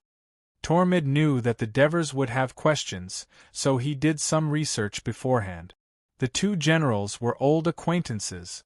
After the Second Crotone War, the Devers had some understanding of Myron's commanding ability. They had frequent contact with Cypros. The Devers even thought that he was a broad-minded, quick-witted politician who could see the big picture the best in the city-state of the Southern Alliance. Both of them were capable. The Devers felt relieved. He asked again, "Are the reinforcements led by them all heavy infantry?" "Only 300 light infantry. The rest are heavy infantry," Tormid replied. "If that is the case..." The Devers thought for a moment and said, "Let them line up at the left end of the First Legion and march with the main army." "Line up at the far left end?" Tormid, who knew the Devers' battle plan, asked worriedly, "Your Majesty, that may be the main point of the enemy's attack. Can they stop the enemy?" The people of Syracuse took over their city and slaughtered their families. Their hatred for Syracuse is far greater than ours. Their fighting spirit is stronger than our soldiers. I believe that they will not retreat even if they have to fight to the last man." The Devers said slowly and firmly, "I understand." Tormid did not hesitate any more. He turned around and was about to gallop towards the messengers, but was stopped by the Devers again. "Tell Myron and Cypros personally that due to the urgency of the situation, I can't go and greet them. The war is coming. I hope they are fully prepared and work together to take revenge on the people of Syracuse who invaded our homeland and slaughtered our people." "Yes, your Majesty." Tormid saluted excitedly. The army of Crotone and Trine went down the hill and made a detour to the north gate of the city. Along the way, they saw nothing but ruins and ruins, which increased the anger in the soldiers' hearts. Myron and Cypros finally managed to control the small number of Namibian cavalry that came to harass them, and finally caught up with the army of Dionia that was marching south. After receiving the orders from Tormid, Myron and Cypros were relieved. As their troops came from the east, they were at the far left end of the entire Dionia army formation. They only needed to spread out and connect with the First Legion of Dionia. They did not need to waste any more energy. After all, the soldiers were panting from the journey. Seeing that the two generals were a little relaxed, Tormid could not help but remind them, "Sirs, according to His Majesty's analysis before the war, our left wing will be the focus of the enemy's attack. You must be vigilant." "Why?" Myron and Cypros asked in unison. Chapter 5:12. Cypros was deep in thought. Myron, a native of Crotone, reminded, "The Taconati River can be crossed by foot. Be careful. The Syracuse will not only focus their attack on the left flank." Tormid smiled. "We have done a thorough reconnaissance beforehand. As far as we know, the upper part of the Taconati River is difficult to cross by foot. Hence, His Majesty the Devers has ordered that the 7th Legion, which is at the far right of the formation, must not cross the middle of the Taconati River." Tormid's explanation made Myron and Cypros even more solemn. Syracuse's heavy infantry is not weak, and they have a large number of them. They will definitely arrange the foreign cavalry to attack us from this side. Although we Crotone are not afraid of death, but, Myron looked troubled. Although he did not participate in the Battle of the Ramata River, he had witnessed with his own eyes how Syracuse's infantry broke through the city in one day during the siege of Crotone. He had also learned from the soldiers how powerful the mercenary cavalry was. If we can't stop Syracuse's attack from the left flank, it will affect the outcome of the battle. At this time, Cypros continued, since His Majesty the Devers had purposely set up this formation to guide Syracuse to focus their attack on the left flank, he must have a countermeasure. That's right, Tormid said with a straight face. Dionia's strongest 1st and 2nd Legion will support the entire left flank with you. I believe that no matter how many enemies there are, they will not be able to defeat you easily. On your left, there are more than 1,500 cavalrymen from Dionia to stop the enemy cavalry from attacking our flank. Most importantly, Tormid had a strange expression on his face. Behind you, there will be a brigade of lances. They will be responsible for defeating the enemy cavalry and counterattacking. A company of less than 1,000 people wanted to decide the victory of the left wing. Both Myron and Cypros were puzzled because they both knew Dionia better. They knew that the Dionysian army was relatively fixed, unlike the general Greek city-states, where the number of troops and the organization of the army were very different every time they went to war. So they were sure that they had never heard of the Spear Brigade in all the legions of the Dionia alliance before. Was it a newly formed army after the outbreak of the war? If so, would it be so powerful? The two of them looked at each other with doubt in their eyes. Tormid smiled mysteriously.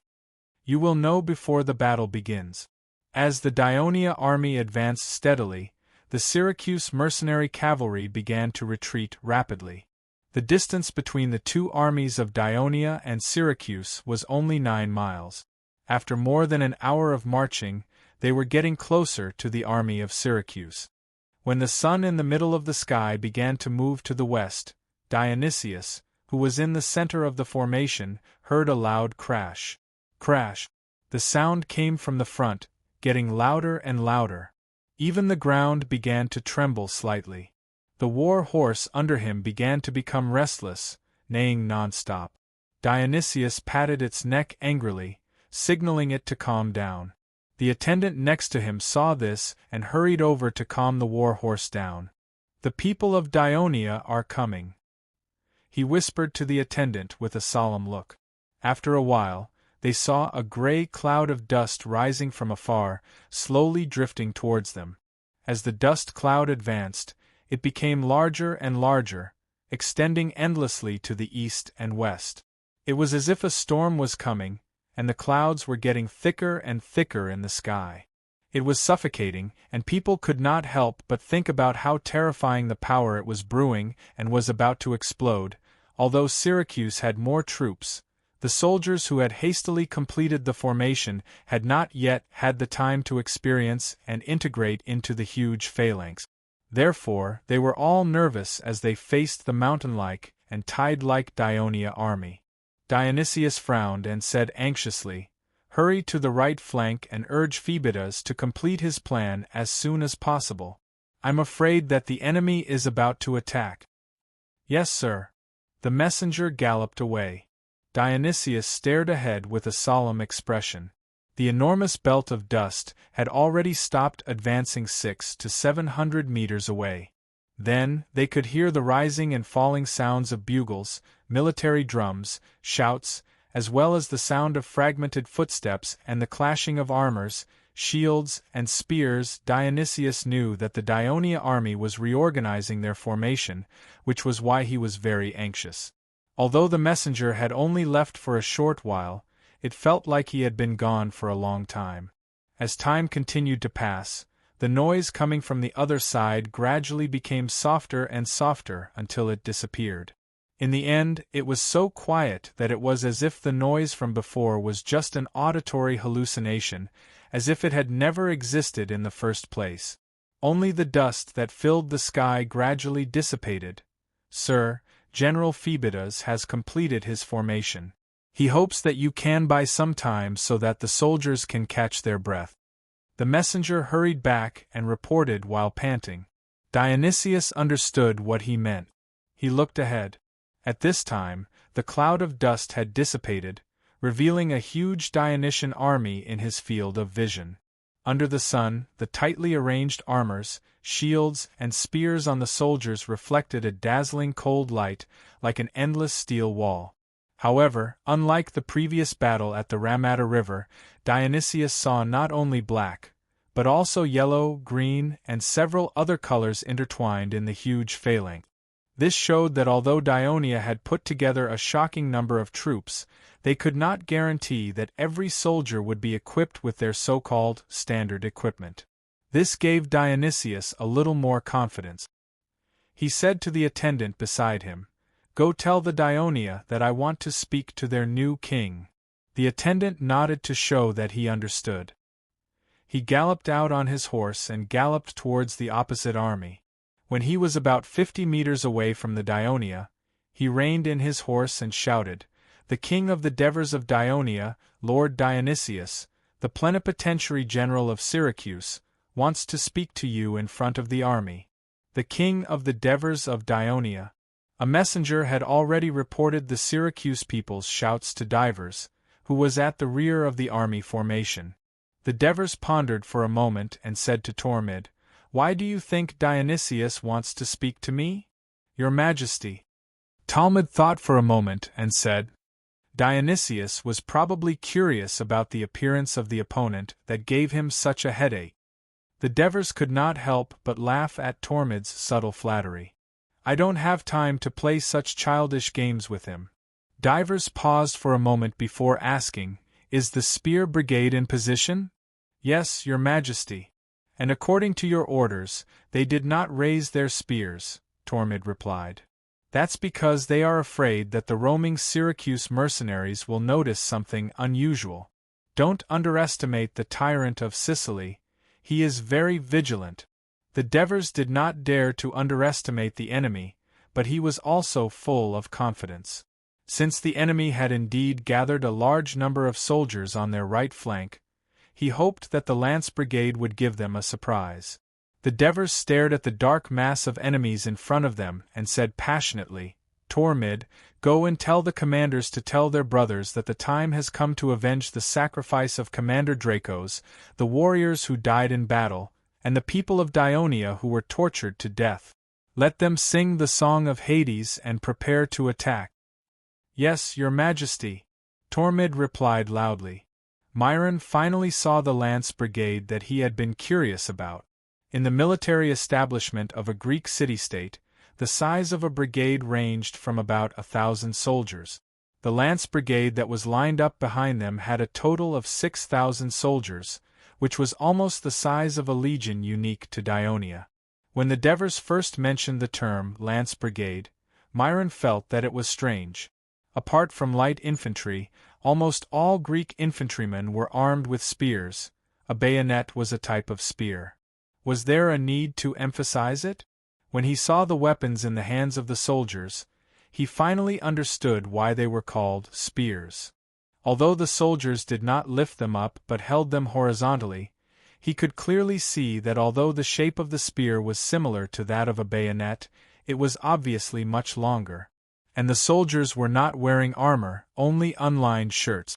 The 6,000 soldiers were positioned behind the Crotone and Trine soldiers, but they did not thicken the formation in front of them. Instead, they formed a column formation to connect with the front. Super long bayonets, soldiers without armor, column formation. Myron was full of curiosity and doubt. He could not help but wonder what the Devers were going to do with such a strange army. Just as he was guessing, the hymn of Hades rang out from the formation of Dionia. "I sincerely praise you, black-haired and black-eyed Hades. You are the king of underworld, the ruler of the night. You are the fair judge, the strict supervisor."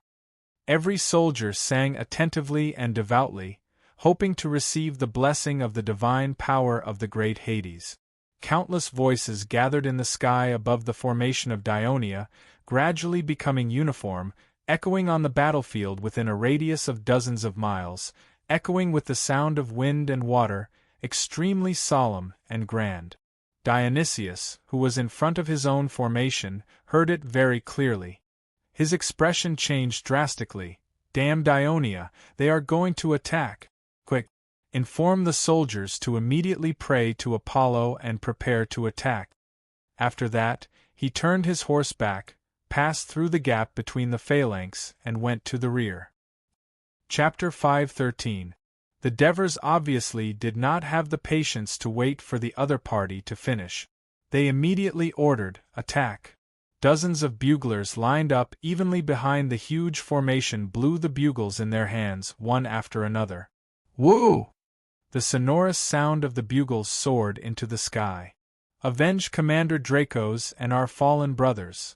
The soldiers of the 4th and 5th Legions in the middle of the huge phalanx were the first to shout.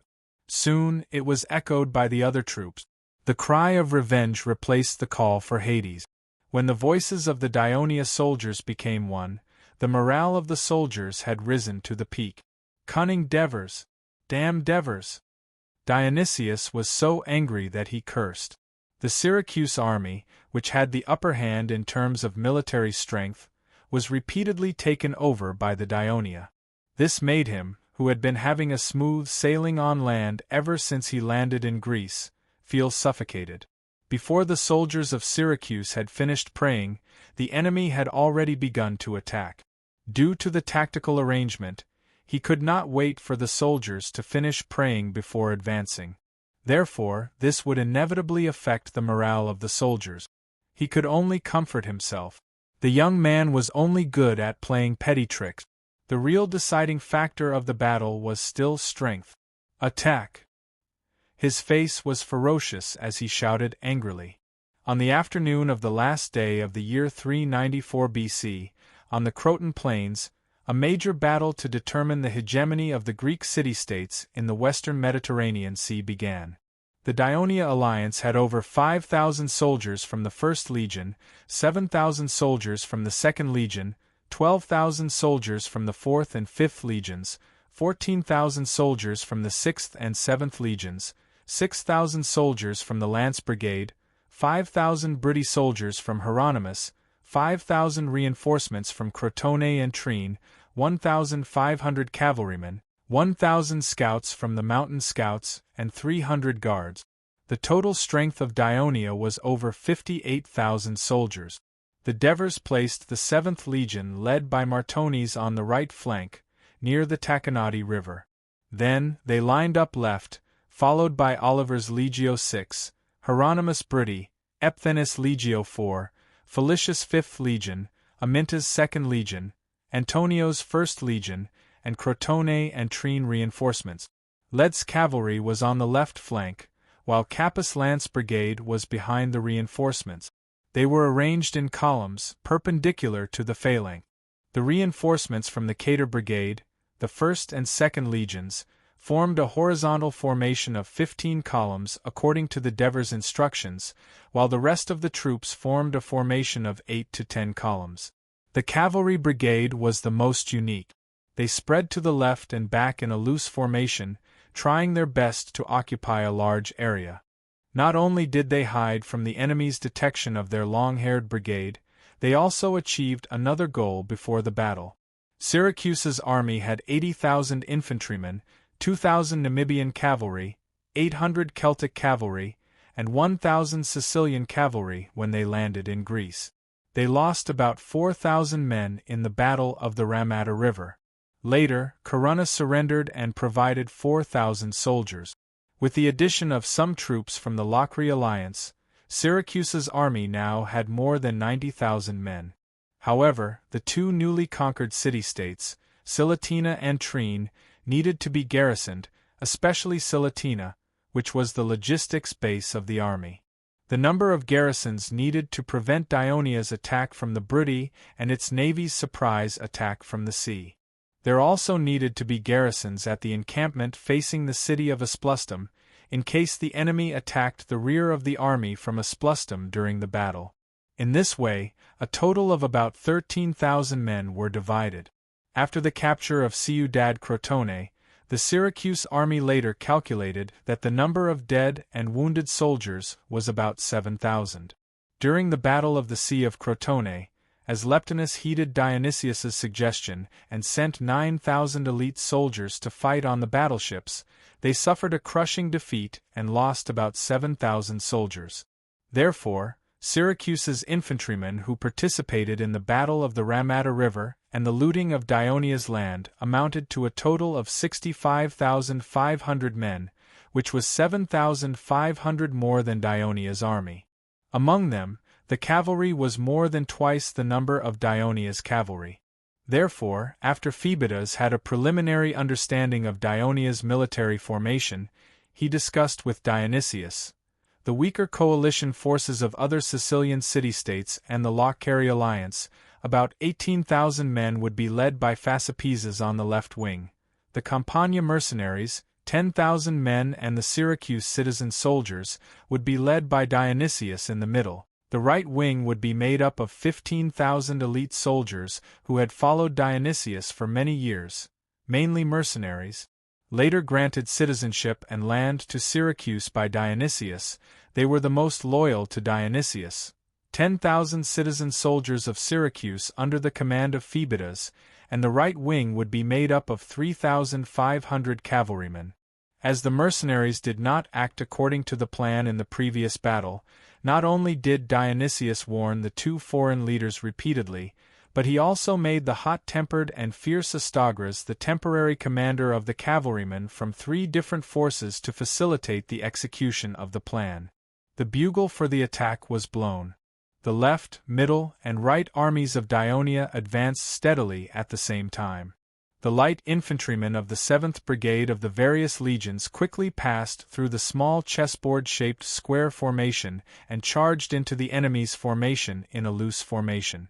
The reason why they advanced so quickly was to force the enemy cavalry to retreat so that they would not be able to observe the subsequent movements of the Dionysian army. As they wished, the mercenaries retreated to the right wing of the Syracuse army and rested for a while to prepare for the next attack. The light infantrymen of Syracuse were already positioned at the front of the formation and charged forward without showing any signs of weakness. When the heavy infantrymen of both sides were still 500 meters away from each other, the light infantrymen of both sides had already begun to exchange blows with each other. In an instant, arrows and javelins were raining down from the west to the east along the 8 to 9 miles long horizontal line. They collided continuously in the air and pierced into the bodies of the soldiers, taking away their lives compared to the left, middle, and right armies of Dionia, which advanced at almost the same speed. Syracuse's situation was different. Its left and middle armies were advancing at a slower pace, while the right army was advancing with large strides. Phoebidas was the leader of the right wing. This powerful right wing was formed by 25,000 elite Syracuse soldiers. They were moving twice as fast as the soldiers in the middle as they faced the enemy in front of them. Gradually, they began to separate from the middle. The cavalry on the right wing was even faster. As soon as the cannons were fired, the 3,500 cavalrymen accelerated forward in a line that was about a mile long. The war horse quickly picked up its speed. The 800 Celtic cavalry were at the forefront. They were a fierce race that came from the foothills of the Alps and lived in the Per-River plain. Their cavalry tactics were different from the swift and agile Namibian cavalry. They disdained using bait, harassment, and javelins to kill their enemies. They were more adept at charging and killing, especially when it came to driving chariots into the enemy's tight formation. It was only because they were employed by Syracuse that they did not bring their chariots with them due to the long journey and inconvenient transportation. However, even without the chariots, the charging power of the Celtic cavalry was still terrifying. Most of them were armed with greatswords instead of spears. This made it easier for them to slice open the enemy's neck during a battle. Therefore, Astagras arranged for them to be at the forefront, using their powerful destructive power to disrupt the enemy's formation. The 1,800 Namibian cavalrymen then gave the first batch of casualties and the last Syracuse flag. Under the leadership of Astagras, they were only there to clean up the mess.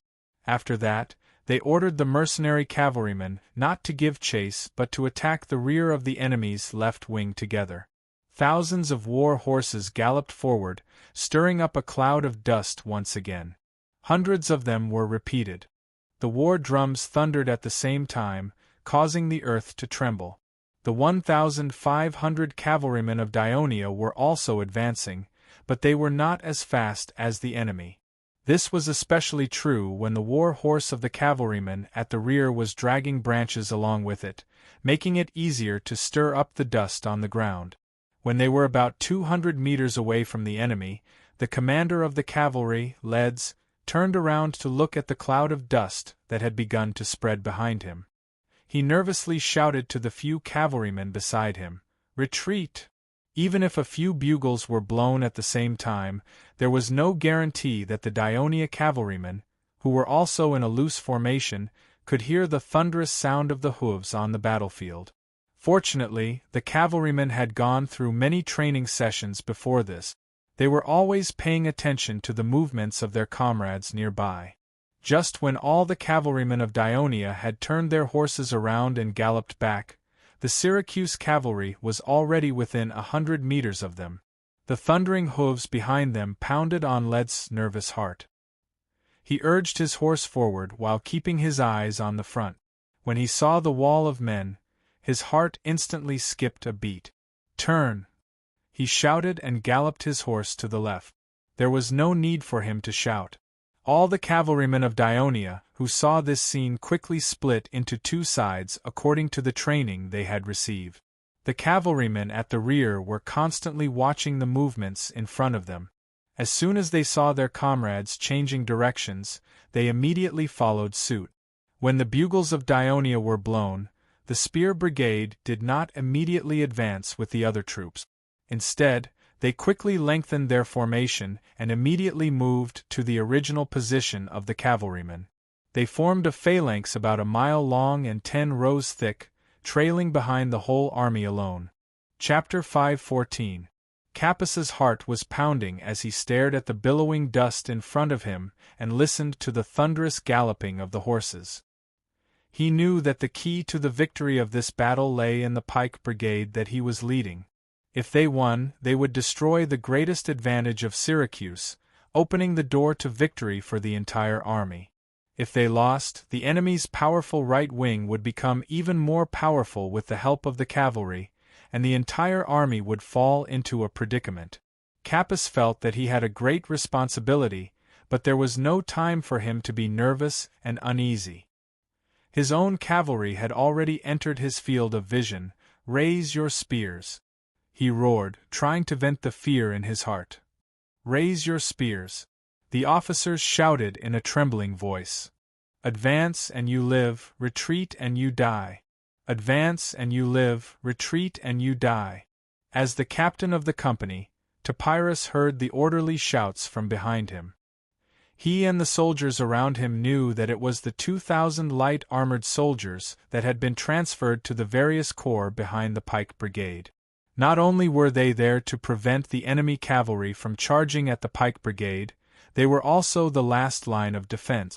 At the same time, they also had the authority to kill the pike brigade that deserted. In the past few days of training, the King of Devers had sternly reminded all the pike brigade soldiers. However, even with the threat and reminder from the light armored soldiers behind them, Topyrus and his comrades still held their spears with trembling hands. Although they had made the Daionia cavalry act as the enemy cavalry to allow the new recruits to get used to it, those were only drills after all, and there were very few casualties.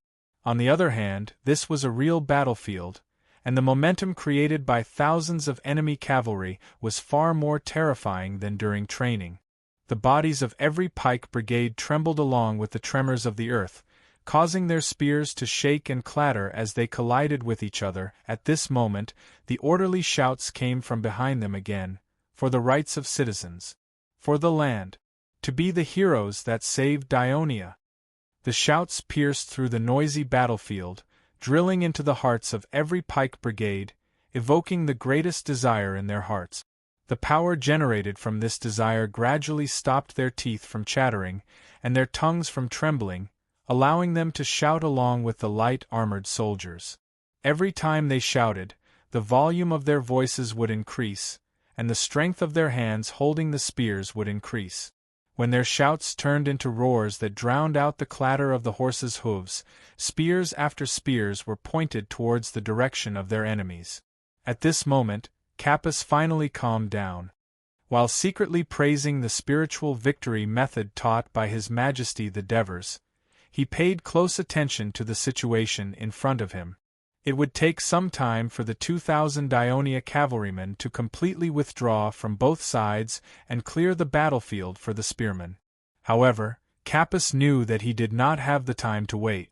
The enemy would probably retreat or circle around the front line after noticing the abnormality in front of them. Therefore, he could not wait for his cavalrymen to completely withdraw before taking action. Attack! He waved his arm resolutely.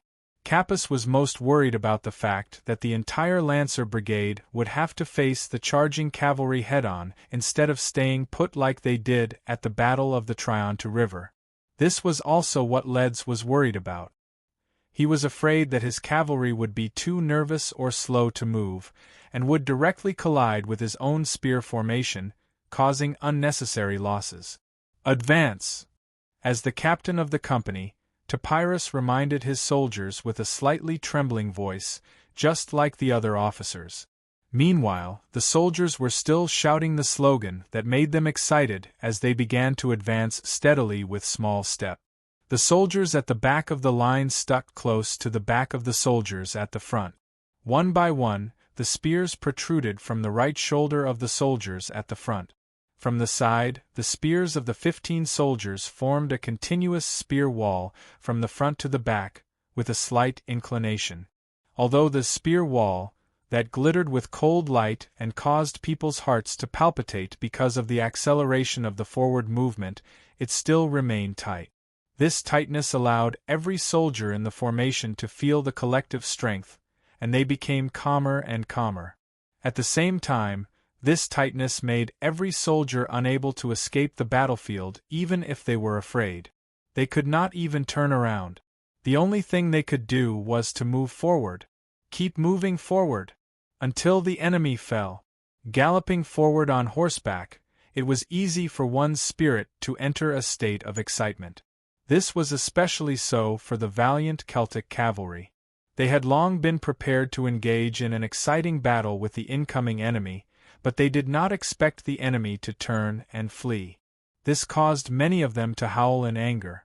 They urged their war horses forward, swearing to catch up to these fearful enemies, behead them, strip their beautiful armor, snatch their war horses, and hang their heads on their horses. Even when the mercenary cavalry on the far left crossed paths with the Crotone Trine reinforcements, a few overly excited foreign cavalry rushed forward to attack and throw their javelins. However, they were repelled by the Dionia light infantry that caught up to them. The Celtic cavalry at the front was getting closer to the enemy, and many of them had already drawn their swords. At this moment, a faint uniform shout came from the dust-filled front, causing them to be shocked. An enemy ambush ahead?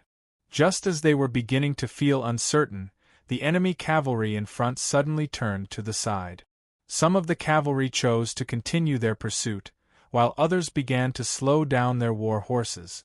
The cavalry at the back were engulfed by the excited shouts of their comrades and the thundering hooves, and did not notice the abnormality in front of them. Topyrus, who was in the middle of the spear phalanx, could already see the enemy cavalry in front of him. Some of them had disheveled hair, some wore pointed leather helmets, and some wore dark-colored striped clothes. They waved big swords in their hands and let out strange cries as they rode their big horses straight at them. Bless the Hades! Topyrus could not help but pray to the Netherworld King, causing the soldiers around him to shout as well. Some soldiers even closed their eyes in fear, but their hands instinctively gripped their spears even tighter. This was a weapon that could protect him and give him psychological comfort in this terrifying battlefield where he could not escape. They were afraid, and so were the enemies. When they noticed that the enemy had changed direction, some of the Celtic cavalry followed in time, while others tried to slow down their horses. On the empty battlefield in front of them, a vague, human wall suddenly appeared amidst the cloud of dust. The war horses that were charging forward quickly allowed them to see that it was not a human wall, but a spear wall. The densely packed spears extended towards them, not only sending chills down their spines, but also causing their war horses to neigh non-stop. However, the inertia caused the Celts and their horses to collide into the spears in an instant. The screams of men and horses rang out, blood splattered, and spears snapped. Fortunately for the spearmen, The 4-meter-long spears formed a dense spear wall, preventing the enemy cavalry from charging at them before they could even reach them. As they had heard the shouts of the spearmen, most of the Celtic cavalry had consciously slowed down. The length of the spears also reduced the force transmitted to the bodies of the soldiers. Thus, most of the soldiers at the front relied on the support of the soldiers at the back to offset the force of the impact. Only a few of them staggered back along with the soldiers at the back. Thus, although the Celtic cavalry caused some chaos when they collided with the spearmen, it did not cause the formation to fall apart. Of course, if the cavalry at the back continued their charge, the spearmen of Dionia would definitely break through, causing the soldiers to fall back. However, in this era, the heavy cavalry that had yet to undergo special training to charge directly into a dense formation of infantry. Even the ferocious Celtic cavalry only dared to attack the rear of the infantry formation or rely on their horsepower and speed to charge at the scattered light infantry. They would not be foolish enough to risk their lives to charge directly into the front of the heavy infantry formation, not to mention the frightening formation of spears in front of them. Even if the men dared to charge into the formation, they would not dare to do so. Unless the warhorse's eyes were blindfolded, it would definitely jump and cry out, shaking off the cavalry before turning around and running away. When the Celts noticed the abnormality in front of them, they hurriedly reined in their galloping war horse. The reins suddenly tightened, causing the war horse to feel extreme discomfort. Some of them went berserk and threw their masters off their horses. Some of them fell forward due to the sudden lack of oxygen in their neck. Their riders were thrown towards the wall of spears due to inertia, and were pierced by the sharp spears behind them. Leader Gaba and many of the Celts finally managed to stop the charging war horse. At this moment, Gaba could no longer be bothered with the death of his subordinate. Looking at the wall of spears in front of him, he shouted in panic, "Retreat! Retreat!" There was no need for him to shout. Every surviving Celtic cavalry wished they could sprout a pair of wings and immediately fly away from the terrifying spearmen that were rapidly approaching them. However, just as they were about to turn their horses back, the second wave of attack, the Namibian cavalry, galloped over. Amidst the dust cloud, they discovered the Celtic cavalry that was turning around. It was not an easy task to immediately stop the galloping horses of nearly 2,000 and make a tactical maneuver to give way. In an instant, the cavalry screamed and the war horse neighed. Both sides collided, some of the riders fell off their horses. Before they could even get up, they were trampled by countless hooves. They didn't even have the chance to scream before they died. Some of the riders and their horses were knocked back to the front, directly crashing into the wall of spears in front of them. Chapter 5:15. However, the Dionia's spear phalanx was approaching, and the Celts at the front were directly faced with the threat of a terrifying spear wall. They were already furious when they were attacked by the Namibians. Now, in order to escape, some of the more irascible warriors among them simply brandished their greatswords and killed the Namibians who stood in their way. This caused the Namibians' anger and resistance, further delaying the entire cavalry's escape. The leaders and officers of Akelida, Gubra, and the rest of the two tribes shouted loudly, even blowing the horn to retreat. However, in this dusty, noisy, and abnormally chaotic battlefield, their efforts were in vain when the huge figures of the Celtic cavalry and their horses crashed towards Topyrus. He could not help but tense up. He closed his eyes and subconsciously gripped his spear tightly, preparing to withstand the huge impact. He only heard the miserable neigh of the horse, and a strong force was transmitted to the spear shaft, making it almost impossible for him to hold it tightly. At the same time, the few rows of soldiers in front of him also crashed into him, pushing him back violently. "Hold on, brothers! Hold on!" The soldiers behind him tried their best to support his body. While giving him strength, they also cheered them on loudly. The spear phalanx of 15 rows, together with the light-armored soldiers at the back, gave Topyrus and his men enough strength to support them, allowing them to stabilize themselves. Topyrus opened his eyes and saw that the warhorse's hind hooves were on the ground, and its front hooves were raised. 8 or 9 spears pierced its neck and chest at the same time, holding it up in midair. However, it was not dead yet, and was wailing incessantly. The enemy on the horse had already been pierced through the chest by 2 spears, lying on the ground, dead. Horse blood and human blood flowed down the spear shaft.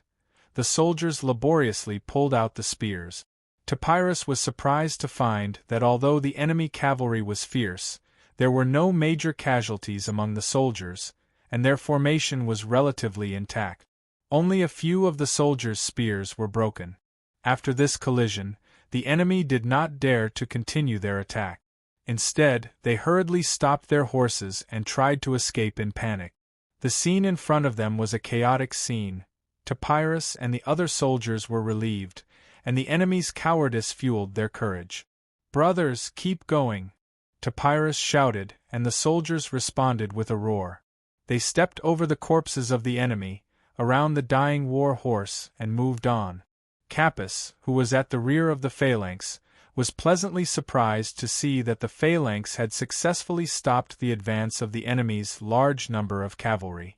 The enemies who were in a state of chaos also made him realize that this was a once-in-a-lifetime opportunity, so he decisively ordered, "Charge!" That's right, the soldiers of the Spear Brigade not only knew how to move forward steadily, but they could also charge forward like heavy infantry without any armor. These few days, the focus of their training was on this tactic. The continuous blasts of the bugle boosted the morale of the soldiers. "Watch out! They were going to charge!" Topyrus shouted hoarsely. The soldiers of the company no longer stuck close to each other. Instead, they opened up some distance between each other. Their footsteps were still small, but the frequency of their steps was gradually increasing, the phalanx's advance increased, and the enemy cavalry was pierced off their horses one by one. Screams of agony could be heard everywhere. At the same time, the phalanx was no longer continuous, and there were many gaps in the formation. The light armored soldiers rushed into the formation through the gaps and worked together with the Spear Brigade to kill the enemies who were sitting on their horses and stopped moving. When the Dionia cavalry turned around to lure the enemy, a few of them accidentally ran into the phalanx due to their nervousness. Some of the cavalry at the rear of the formation were killed by the Celtic cavalry that caught up to them. After suffering some casualties, they successfully retreated from the two sides. Just as the phalanx sounded the horn to charge, the Dionia cavalry that had quickly reorganized immediately returned from the two sides. They bravely blocked the passage on both sides. "Avenge Sobers!" Leads shouted and gave the order to attack. The infantry had their unyielding hero, Dracos, and the cavalry had their fallen hero, Sobers. At this time, the Dionia cavalry was determined to wash away the humiliation of losing to the Syracuse mercenaries, and fought with all their might against the enemy.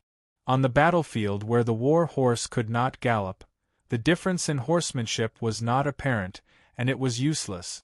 This allowed the Dionia cavalry to fight the Celts and Namibians on both sides of the battlefield, making it even more difficult for the enemy to escape from the two sides of the battlefield.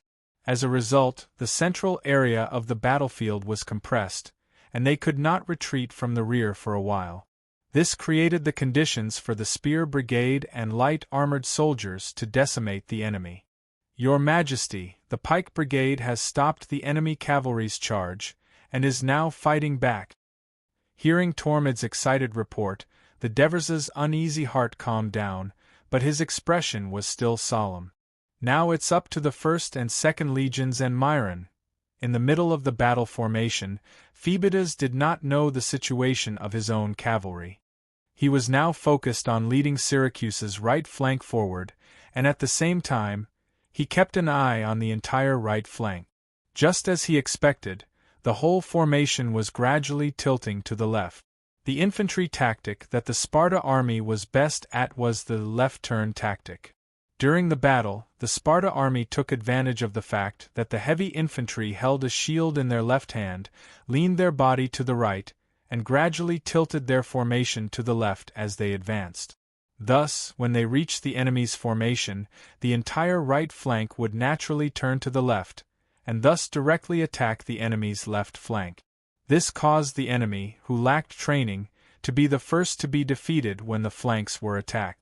Most of the time, the battle was already over before the other two sides came into direct contact. In such an important battle, Phoebidas, who was equally nervous, chose the tactic that he was most familiar with.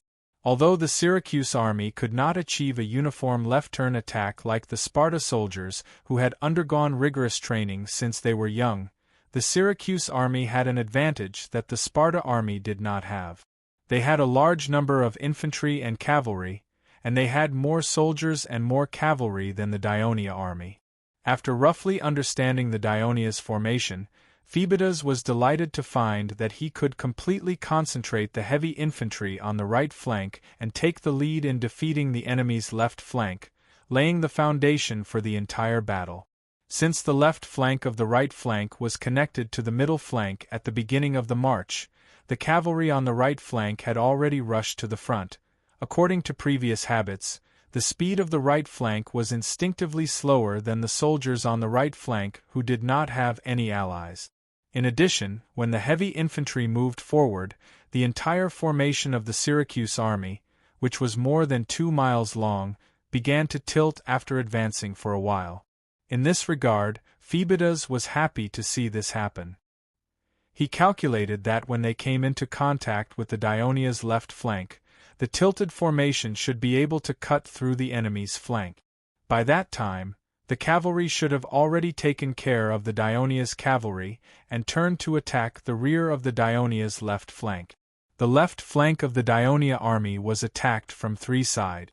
No matter how strong the heavy infantry was, they might not be able to withstand it.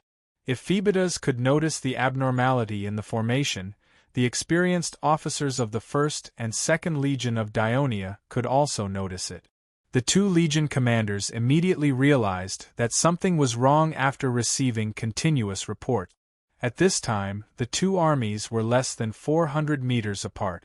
Antonios immediately sent messengers to Amyntas, Myron, and Cypros on both sides to convey his suggestion: stop the advance immediately and regroup to face the enemy in front of them. Very quickly, the 2nd Legion commander, Amyntas, agreed. Antonios could not wait for the response of Myron and Cypros, who were still hesitating. He decisively blew the bugle to stop the advance. Following that, the 2nd Legion issued the same order. The 1st and 2nd Legions were indeed the earliest established legion of Dionysia, with the most veterans and the strongest fighting force. The strongest fighting force also meant that their ability to carry out orders was also the strongest. The bugle blew and the military flag waved. Although the officers and soldiers were puzzled, they all stopped the advance. The 2 Legion of Dionysia stopped the advance. This caused the Crotone, Trine reinforcements at the far left to be at a loss. Myron and Cypros, who were still hesitating, had no choice but to immediately give the order: stop the advance. Unlike Dionia, their citizen soldiers did not have systematic military training and complicated military rules and organization. They did not even have the bugle to stop the advance. All they could do was send messengers to the front and back of the formation to relay the order loudly. Hence, the entire formation was a little disorderly. Fortunately, they were connected to the 1st Legion. If the 1st Legion did not move, it would naturally affect the neighboring Cator reinforcements. Chapter 5:16. Thus, the clumsy heavy infantry of the Cator reinforcements jostled and collided with each other, causing chaos in their formation. However, Myron and Cypros were determined to change their formation. As the enemy approached, they could clearly see the direction of the enemy's attack. If the Cator reinforcements could not keep up with the formation of the 1st and 2nd Legions, then the flanks of the Cator reinforcements would be completely exposed to the enemy's frontal assault, and only death awaited them. So, the 2 of them led a large group of guards and quickly rode to the front of the formation. They raised their spears and shouted loudly as they urged their horses forward, forcing the soldiers to change direction. As Phoebidas advanced, he suddenly noticed that the Dionysian army in front of him had stopped advancing. Just as he was feeling puzzled, the left wing of the Dionia army that was originally facing him began to turn towards him. Phoebidas was shocked. The enemy was changing their formation? The enemy actually dared to change their formation in the middle of a battle. There was a reason for Phoebidas's shock. Once the Greek heavy infantry battle began, both sides would move according to the plan, and it was difficult to make any major tactical changes. This was because, first of all, the heavily armored heavy infantry moved clumsily, making it difficult for them to make more flexible movements.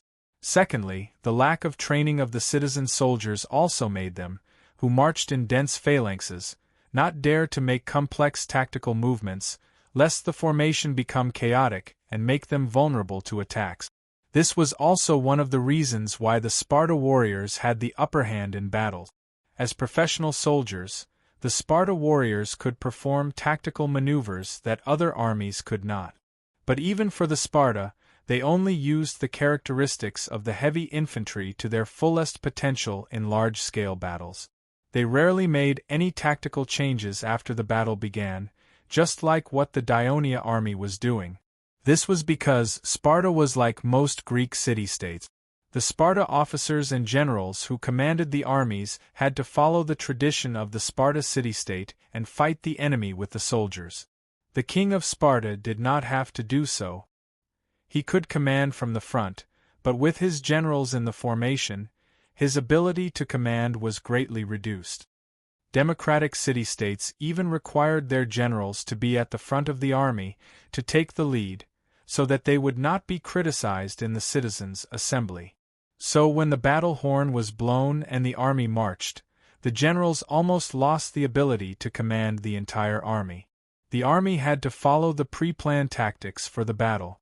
The sudden change in the formation of the left wing of Dionia against the attack of the right wing of Syracuse shocked Phoebidas. Of course, he also saw the chaos in the formation of the Dionia army, mainly due to the reinforcements from Cater. This more or less made up for the disappointment of not being able to attack the enemy's flank. Faster! Faster! Phoebidas yelled as he quickened his pace. Unfortunately, his yelling could only move a small group of soldiers around him. For the huge phalanx of 25,000 soldiers, it was like a stone thrown into a raging river. It did not have much effect.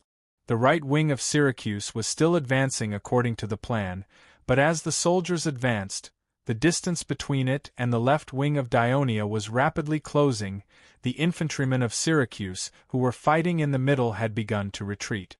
Xpit's 7th Brigade of the 1st Legion and Alpine's 7th Brigade of the 2nd Legion were still at the front of the phalanx.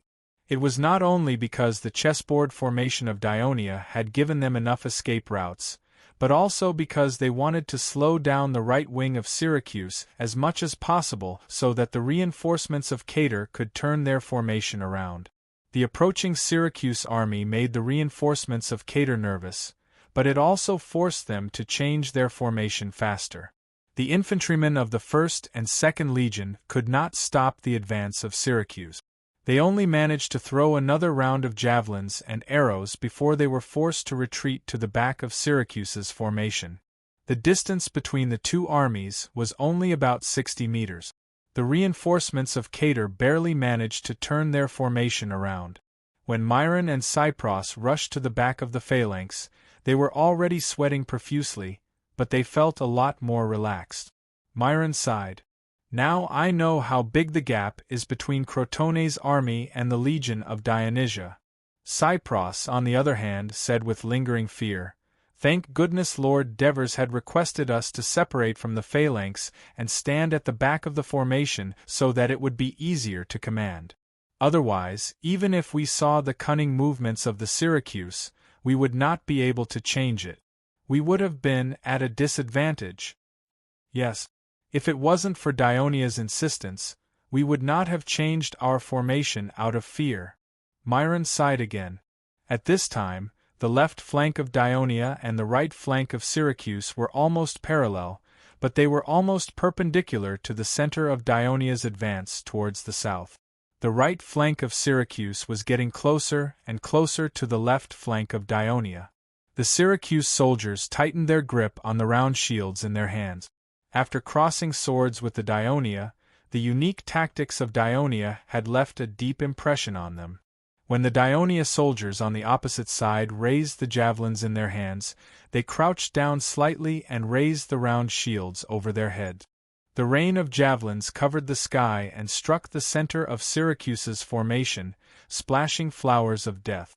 The continuous screams did not affect their determination to advance.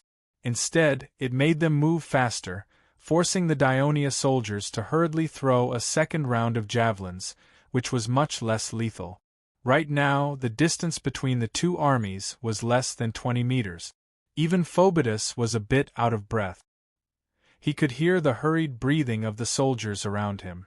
This wasn't only because of the physical exhaustion caused by the change from retreat to attack, the hurried formation, and the several hundred meters of running. At the same time, it was also because of the extreme excitement produced by the impending slaughter.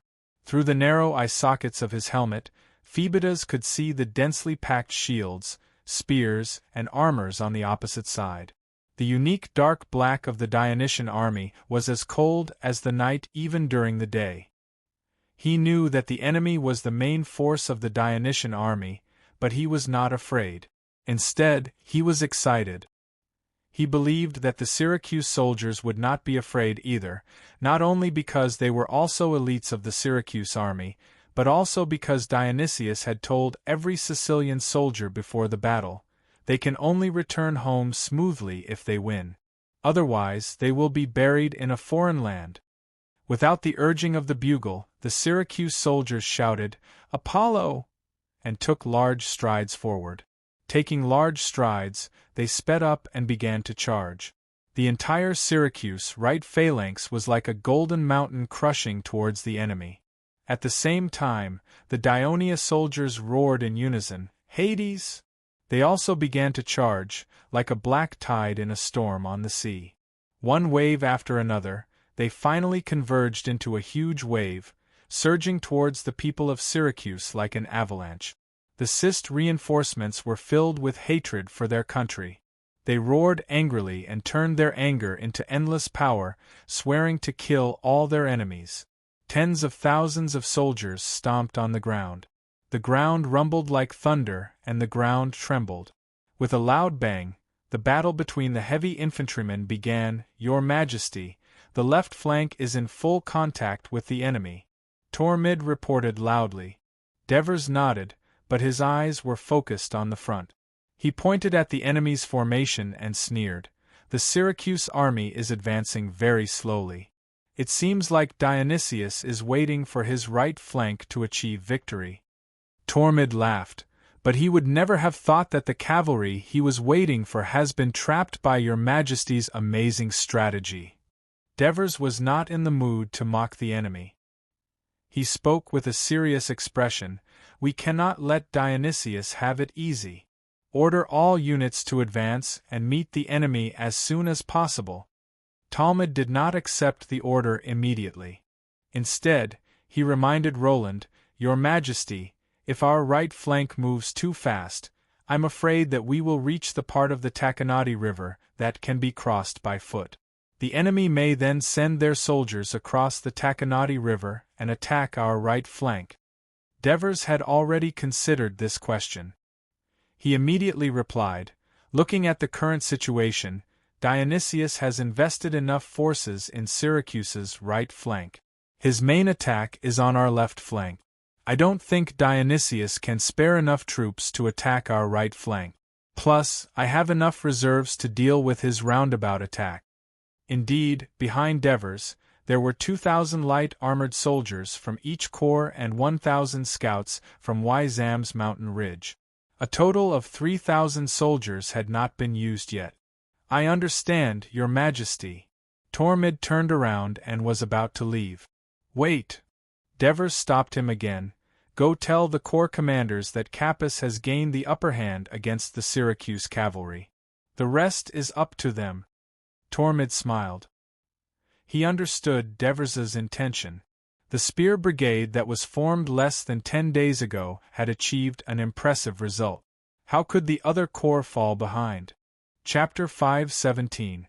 After the light infantry retreated, the Daionia phalanx on the right and middle flung out 2 rounds of javelins.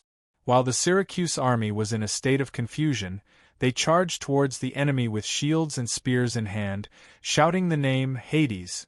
At this point, the 2 armies of Daionia and Syracuse were engaged in a full-scale battle. The news of the battle between the 2 armies was relayed back to the citadel by Crotone's spies, attracting the attention of all the citizens in the citadel. After all, the outcome of this battle was not only related to the life and death of the thousands of Crotone militia, but also the survival of all the citizens of Crotone. Hence, many people were anxious to watch the battle, including many members of the council. After a discussion, the remaining few hundred citizen soldiers in the citadel would continue to stay behind to protect the women, children, and the elderly. Meanwhile, tens of thousands of Crotone citizens, led by Lucius, Sesprotus and other members of the general's executive committee, descended the hill in trepidation and arrived at the ruins of Ciudad Crotone. Before they could even reach the northern city wall, a deafening sound engulfed them. Many of them turned pale when they heard it. Their legs trembled and they needed the support of others to move forward. Due to the fire and the wanton destruction of the Syracuse people, the northern city wall collapsed section by section like an old man's teeth. There were gaps everywhere, and only the section connected to the city gate was still standing in a relatively good condition. Lucius and the rest walked up the stone steps with heavy hearts and reached the top of the city wall. They held on to the battlements and looked out anxiously. In the distance, densely packed soldiers were fighting each other, filling up the vast plains of Croton Plains. The deafening roars they made sounded like the earth itself was roaring, stirring up the dust and changing the color of the sky. On the southern seas of Ciudad Crotone, Mitylades's 80 Raven warships were in a standoff with Leptonius's 40 Syracuse warships. What gave Mitylades a headache was that once his fleet approached the Syracuse fleet would quickly retreat. Given the unique structure of the Raven warship, they could not catch up to the normal Syracuse fleet in terms of speed. However, once Mitylades's fleet approached the coast, the Syracuse fleet would close in again. Just as Mitylades was hesitating, the troops stationed at Syracuse's camp dispatched a few hundred soldiers. They brought along several thousand Sicilian freedmen who were usually in charge of transporting supplies with weapons and rushed to the coast. This caused Mitylades's plan of sending sailors ashore to disrupt Syracuse's army's rear to fail. Ever since Syracuse captured Trine, the city was garrisoned with 1,000 Syracuse soldiers, 1,000 Hyhernian soldiers, and 1,000 Collinian soldiers, a total of more than 3,000 soldiers. As they were far away from the front line, the Trine garrison had a leisurely life. That was until Dionysius's orders came from Crotone's camp twice in the past 2 days. They were to strengthen their defenses and pay close attention to the movements of Canopetia in the north. The garrison's general immediately perked up and strengthened the reconnaissance in the north. This afternoon, the scouts came back with shocking news. A fleet had docked on the beach of Opimia Plain, and about 5,000 to 6,000 Daionia soldiers had landed. After landing, the Daionia troops were advancing towards Trine. Then came another news. More than 1,000 Daionia soldiers had left Canopetia and had entered Opimia Plain. The news made the Syracuse general of Trine restless. Although he was eager to contribute, the enemy of 6,000 to 7,000 soldiers was obviously not something he could defeat with his current forces. He immediately ordered the city gates to be closed and the drawbridge to be pulled up. The soldiers of each unit were to defend the city walls according to the previous drill. At the same time, they were to prepare sufficient arrows, javelins, stones, tar. In addition, he also sent 2 messengers to Silatina and Crotone's camp to deliver the news. Helos led his troops to Trine city. After carefully observing the situation of Syracuse's defenses, he did not immediately attack the city. In fact, time did not allow for it. He ordered the army to start building a camp in the northwest of the city and wait for reinforcements from Canopetia to arrive. At the same time, in order to prevent the main force of Syracuse from attacking from the east, he sent out the few cavalry squads and mountain reconnaissance squads to investigate the movements of Silatina and Crotone's Syracuse camp. Attack! Attack! Matones, who was standing at the back of the phalanx, wished that he could personally join the battle and fight to his heart's content. Unfortunately, he was already the general of the army and was limited by the Dionia military law. He could only order the drummers to beat the drums and urge the soldiers to attack fiercely. Although the 7th Legion was newly formed and most of its soldiers were new, Heraclia's victory gave them victory and glory. It also gave them more confidence, and they attacked the enemy without fear. 4 years ago, Crigines was a free who had just arrived in Turin. However, he was lucky enough to become one of the 5,000 free soldiers in the Battle of the Triontu River. He contributed to the defeat of Crotone's division and participated in the victory. This gave him a goal to strive for. At the beginning of this year, he became an official citizen. In the past few years, the Dionysian army had been expanding, but when the instructors of the Ministry of Military Affairs selected new recruits, he was always eliminated. The reason was that he was too thin and weak to be a close combat infantryman. The instructors suggested that he become a light infantryman. However, he had always dreamed of becoming a heavy infantryman, so he was always a reserve soldier. However, he was resilient and did not give up. He persisted in training his body and honed his combat skills. Finally, the war broke out and the new legion was formed. Based on his identity and qualifications, official citizen and 3-year reserve soldier, Matones was prepared to make him a company commander. However, he rejected the offer because he felt that he had never been a team officer before. He did not have the experience and could not fight on the front lines. He could not show the results of his hard training. In the end, he became a small team leader in the 7th Legion. Now, he was at the forefront of the battle. The long shield in his left hand firmly protected his body, and the spear in his right hand hovered above his head. He was almost motionless, but once the enemy showed an opening, he would stab it like lightning. Every stab was fierce and accurate, and it posed a great threat to the enemy. In a short period of time, he stabbed a few people. He rarely shouted and issued orders like some of the team officers, but his leading role greatly encouraged the soldiers under him, and their morale was greatly boosted. Olivers, who had always been dissatisfied with Matones and always wanted to compete with him, would certainly not let the 7th Legion have the upper hand. Under his strict orders, Legio VI also attacked fiercely. More than half of the soldiers fighting against these 2 new Dionia legions were from Sicily, such as Catarni, Leontini, Gela, and Camillina.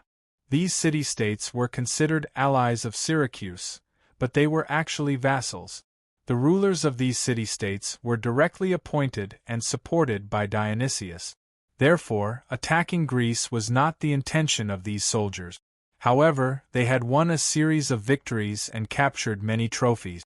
Therefore, their morale was not bad.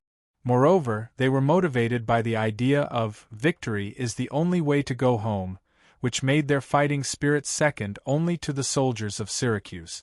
However, there were still soldiers from Syracuse's allies in Greece in the left wing of Syracuse. There were the Locrians, Medmarans, Hibernians, and Corunians. The Corunians, in particular, were forced by the situation to surrender to Syracuse, and they were unwilling to do so. Of course, Dionysius knew this very well. Therefore, he left 1,000 Corunians in Trine and 1,000 in Silatina to replace his own troops. There were also 2,000 Corunians. He scattered them at the front of the left wing, forcing them to fight for their survival. However, their fighting spirit was not to be underestimated. Originally, Dionysius saw that the right wing of Dionia was basically made up of soldiers wearing Corinth helmets and holding round shields and bayonet. He thought that they were not the main force of Dionia, which was why he dared to make such an arrangement. Who would have thought that these two new armies, with a total of 14,000 soldiers, would attack so fiercely that Syracuse's left flank, which had 20,000 people but was made up of a complex composition and lacked fighting spirit, was forced to retreat slowly. The left wing of Syracuse was retreating, and so was the middle. The soldiers of the 4th and 5th legions of Dionia had experienced the crushing defeat in Silatina and witnessed the tragic death of their commander and comrade. Today, they came to fight the enemy with the purpose of washing away the humiliation and revenge. Therefore, they were not only brave but also a little crazy. Their expressions were ferocious as they desperately tried to get close to the enemy and engage in close combat. The British soldiers who fought side by side with them were also affected, displaying the fierceness of the mountain people. Some time ago, the unrest in the British region had greatly affected the impression that the other Dionia people had of the British. Today, they needed to use their performance to show their loyalty to the alliance. Chapter 5:18. If it was before, Dionysius would not have minded such a retreat. In this battle, the key to Syracuse's victory lay in the right wing. As long as the middle and left wing could restrain the enemy and maintain a stalemate when the enemy attacked, all they had to do was wait for the news of the right wing's victory. However, when Dionysius heard from the scouts that Syracuse's greatest advantage, their cavalry, had been ambushed by the Dionia and were temporarily blocked, his relaxed mood quickly turned into anxiety. He began to worry about the retreat of the left wing and middle wing. Not only did he order the bugler to blow the signal to charge from the back of the phalanx formation, but he also ordered the messenger to shout a warning at the back of the phalanx formation. "Officers and soldiers, do not retreat. We must attack." After that, the Syracuse soldiers at the back of the middle wing no longer retreated. Instead, they forced the Campanian mercenaries to engage in a fierce battle with the advancing enemy. As for the soldiers on the left wing, their retreat only slowed down slightly. It seemed like they were at a disadvantage in this battle. Dionysius was a little frustrated. Before setting up the formation, he had investigated the right wing of Dionia through the scouts. It was obviously not the main force of Dionia, and their numbers should only be lesser than his left wing. But why was this the result? Could it be that the Greeks were not fighting seriously? Or were they colluding with the enemy? Dionysius's paranoia flared up again. He even began to suspect his ally, Rockley. But he knew it was not the time to worry about this. The cunning Devers had put his cavalry in a difficult situation. He could only hope that the right wing led by Phoebidas could swiftly defeat the enemy in front of them and win the battle. The reason why Dionysius was still confident in the battle was that the performance of the right wing was in line with his pre-battle expectations, compared to the other areas that were not performing well. The 25,000 soldiers formed a thick phalanx formation that pressed down on Dionia's left wing. Out of vigilance against the Dionia's close combat, the Syracuse elite soldiers formed a tighter formation and formed a more concentrated formation of spears. Not only did the frontmost left-wing soldiers of Dionia have to dodge the attacks from the frontmost Syracuse soldiers, they also had to be wary of the spears of the soldiers behind them. Moreover, they had to expend a great deal of effort to resist the massive forward push of the Syracuse soldiers. Hence, the close combat power of the Dionia heavy infantry was greatly reduced. However, the soldiers of the 1st and 2nd legions were battle-hardened soldiers. Even though they were a little nervous due to the huge pressure from the enemy in front of them, the commanders had a general understanding of the King Devers's tactical arrangements before the battle. Therefore, they understood that the first thing they had to do was to ensure that the formation would not be broken by the enemy and delay the enemy until the arrival of reinforcements. For this reason, The Dionia soldiers relied on the flexibility of the detachment-based formation and retreated in an orderly manner to relieve the huge pressure from the enemy's attack. At the same time, they seized the opportunity to use their shields as cover and their daggers to stab the enemy. Phoebus was almost seriously injured twice. The first time was after he charged, when he collided with the enemy. The shield and the shield were pressed against each other, and in his eyes, the long shield completely protected the enemy. So he pushed the round shield forward with all his strength, hoping to break through the enemy's defense and let the stinger unleash its power. Unexpectedly, the enemy who had his head buried in the shield suddenly thrust his right hand out from above the shield. A dagger pierced down like lightning, piercing right into his Corinth helmet. The moment the dagger touched the helmet, Phoebus felt a wave of dizziness wash over him. The second time was after he stabbed the enemy in front of him. He instinctively followed his previous battle habits and squeezed into the gap in the enemy's formation. Before he could take the next step, two daggers flashing with cold light stabbed at his ribs from both sides. Although he reacted quickly, the sharp daggers still cut through his linen breastplate and left a wound on the right side of his waist. This injury made him realize the strength of the enemy. He no longer took the risk and maintained the same formation as the Syracuse soldiers around him. Compared to the Dionia's 1st and 2nd legions' steady defense and counterattack, the leftmost reinforcements were much tougher. Even though their formation was not as sturdy as the Syracuse soldiers, they were able to withstand the pressure of the Syracuse soldiers and did not retreat easily. Their hatred gave them great courage and strength. Even if they were heavily injured, as long as they could stand, their spears would not stop stabbing.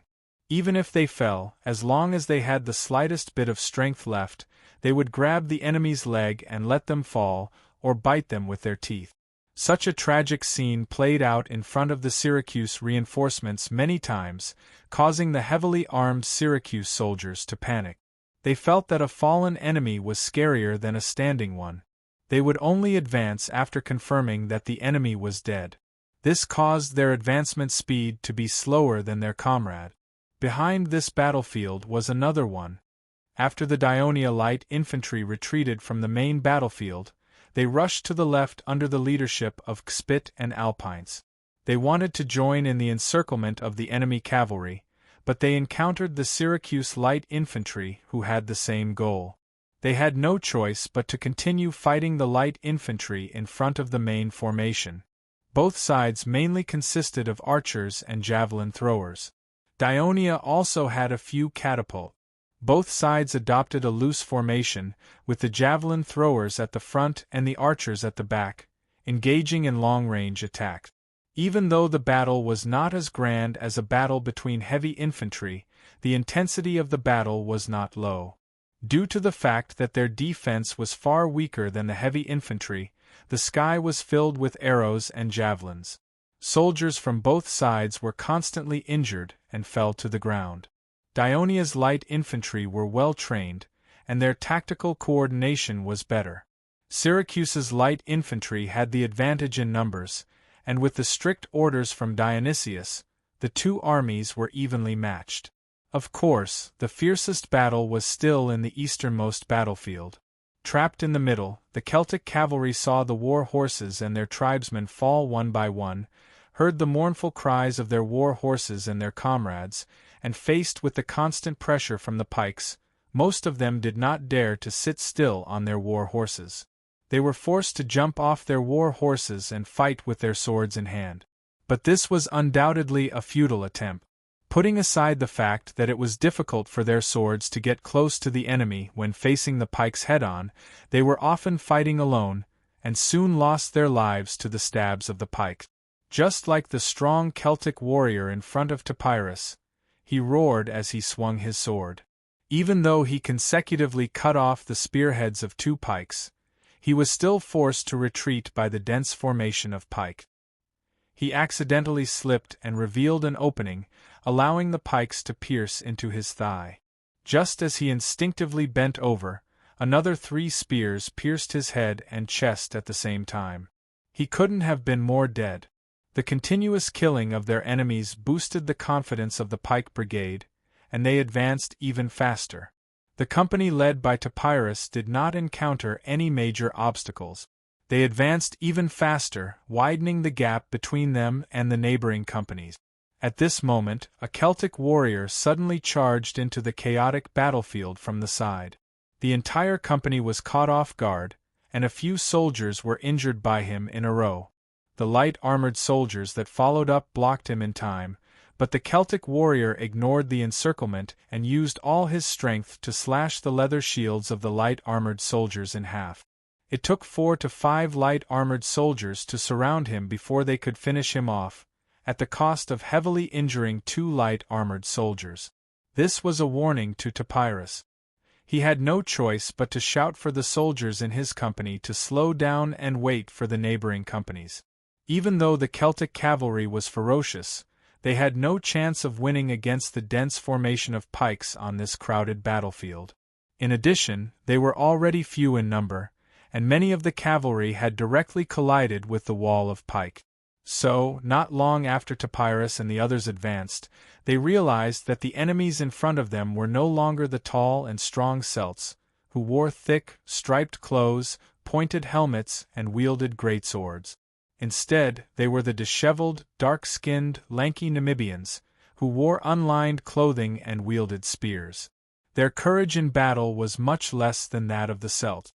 Other than a few who threw spears at them, most of them quickly jumped off the backs of their horses, turned around, and fled into the chaotic battlefield. Capys did not need to send scouts to know that his pike brigade was progressing smoothly. This was because he was at the rear, following the phalanx as they advanced. At this moment, a cavalry hurried over. General Capys, the cavalry led by Commander Leds, has been caught in a pincer attack by the enemy's cavalry. We hope for reinforcements. As it turned out, the 1,000 Sicilian cavalry led by Astagras were not advancing very quickly, and because they were at the back of the formation, most of them were able to quickly escape from the congested battlefield. Logically speaking, this battlefield was no longer suitable for cavalry to fight, but Astagras knew the importance of these foreign mercenaries in this battle. He could not leave them behind, or else Dionysius would not spare him. So, after putting in a lot of effort to regroup the scattered Sicilian cavalry, he led the hastily gathered 800 cavalrymen back to the left side of the battlefield. On the left side, Leds was leading half of the cavalry to stop the enemy cavalry from escaping, desperately squeezing them into the center. At first, the attack of the mercenaries was relatively fierce, especially the Celts, who had caused some casualties to the Dionia cavalry. However, as the pike phalanx advanced, the Celts suffered heavy losses. The Namibian cavalry was skilled in horsemanship and javelin throwing, but once they lost these two advantages, they could only fight the enemy at close range without any protection, and with the backs of their horses bare, they were no match for the Dionia cavalry. The Namibians could not hold on any longer. Some of the cavalry began to turn and flee, trying to squeeze into the center of the chaos and retreat from the rear. Chapter 5:19. However, Leds, who had regained his senses, ignored the danger and immediately held his spear and urged his horse to engage the enemy cavalry that was charging from the south. At the same time, he shouted, "Brothers of the cavalry, hold on! Don't let the enemy escape from us!" With Leds taking the lead, even though the Dionia cavalry was being attacked from two sides, they did not lose their fighting spirit and fought back vigorously. The Sicilian Alliance cavalry, Namibian cavalry, and Dionia cavalry clashed together. The battle was intense. Capys had already expected such a situation before the battle and had already made arrangements. Therefore, he did not hesitate to send out the 500 light-armored soldiers that he had kept by his side as reserve. The light-armored soldiers with leather shields and leather armor quickly rushed to the left side of the spear phalanx and immediately launched a fierce attack on the Syracuse cavalry. This time, it was the Syracuse cavalry's turn to be attacked from two sides. Astagras did not want to be outdone and called on his cavalry to fight bravely. The four troops were locked in a fierce battle. It became the most tragic area of the battlefield. In the end, the Namibians in the inner area were the first to give up. They saw that the battlefield behind them had become less crowded due to the withdrawal of their Namibian comrades from the center. At the same time, the soldiers of the spear phalanx were constantly stabbing their tribesmen off their horses. Therefore, their fighting spirit began to wane and they turned to flee. The situation of the Sicilian Alliance cavalry became even more difficult. Seeing that the situation was not good, Astagras wanted to retreat, but the Daionia cavalry and light armored soldiers refused to let go. In the end, only about 300 Sicilian Alliance cavalry managed to escape. The Celtic Alliance cavalry was almost completely annihilated in the phalanx failing. Their leader Gubra was also killed in battle. Their resistance bought some time for the Namibians. Nearly 1,000 Namibian cavalrymen managed to escape contact with the spear phalanx. These tribes from the Africa desert were usually arrogant, but this time, they were obviously scared out of their wits. Even though there were more than 600 Daionia cavalrymen on the right side of the spear phalanx, they did not dare to turn back to fight or throw their javelins. Instead, they fled towards the south in panic, including their leader, Akelida, who fled at the front. As soon as the battle on the left side was over, Leds fell from his war horse, startling his men and causing them to rush to his aid. Leds was covered in blood, and his body was injured in many places, especially his left leg, which had been pierced by a spear. There was a wound the size of a date palm, and blood kept flowing out. The guards hurriedly bandaged his wounds, but he called out weakly, "Quick! Call Cusius! Call Cusius!" Cusius, who was once a young and energetic cavalryman, who was now an experienced cavalryman, immediately rushed to Led's side when he heard the summons from the legion commander. I order you to lead the rest of the cavalrymen, the Daionia cavalrymen fighting on the left side of the phalanx, and continue to pursue the enemy, don't give them any chance to breathe." Yes. Cusius gave a strong military salute, turned around and was about to leave, but stopped and said with concern, "Legion commander, rest well and wait for my good news." Leds waved his hand impatiently. "Go! Go!" Cusius mounted his horse and shouted, "Brothers, follow me to kill the enemy!" Although the remaining 400 cavalrymen were tired, victory had given them new strength. They shouted in unison and followed Cusius to pursue the fleeing Syracuse cavalrymen. "Captain Lien, we won! We repelled the enemy's cavalrymen!" The cheers of the soldiers rang in his ears. Topyrus looked at the blurry figures of the enemy fleeing in front of him and felt relieved. He felt his arms that were holding the spears were sore, and his clothes were soaked with sweat. It was very uncomfortable, but he knew that this was not the time to relax. According to the pre-war deployment, there was still a battle to be fought. "Regroup! Everyone regroup!" Just as he was calling out to his soldiers, a loud bugle sounded, stopping the excited spearmen who were about to give chase. The messengers galloped to the front and back of the phalanx, calling for the senior officers to regroup. At this time, Capus had already rushed to Led's side to check on his injury. "Don't worry. I won't die."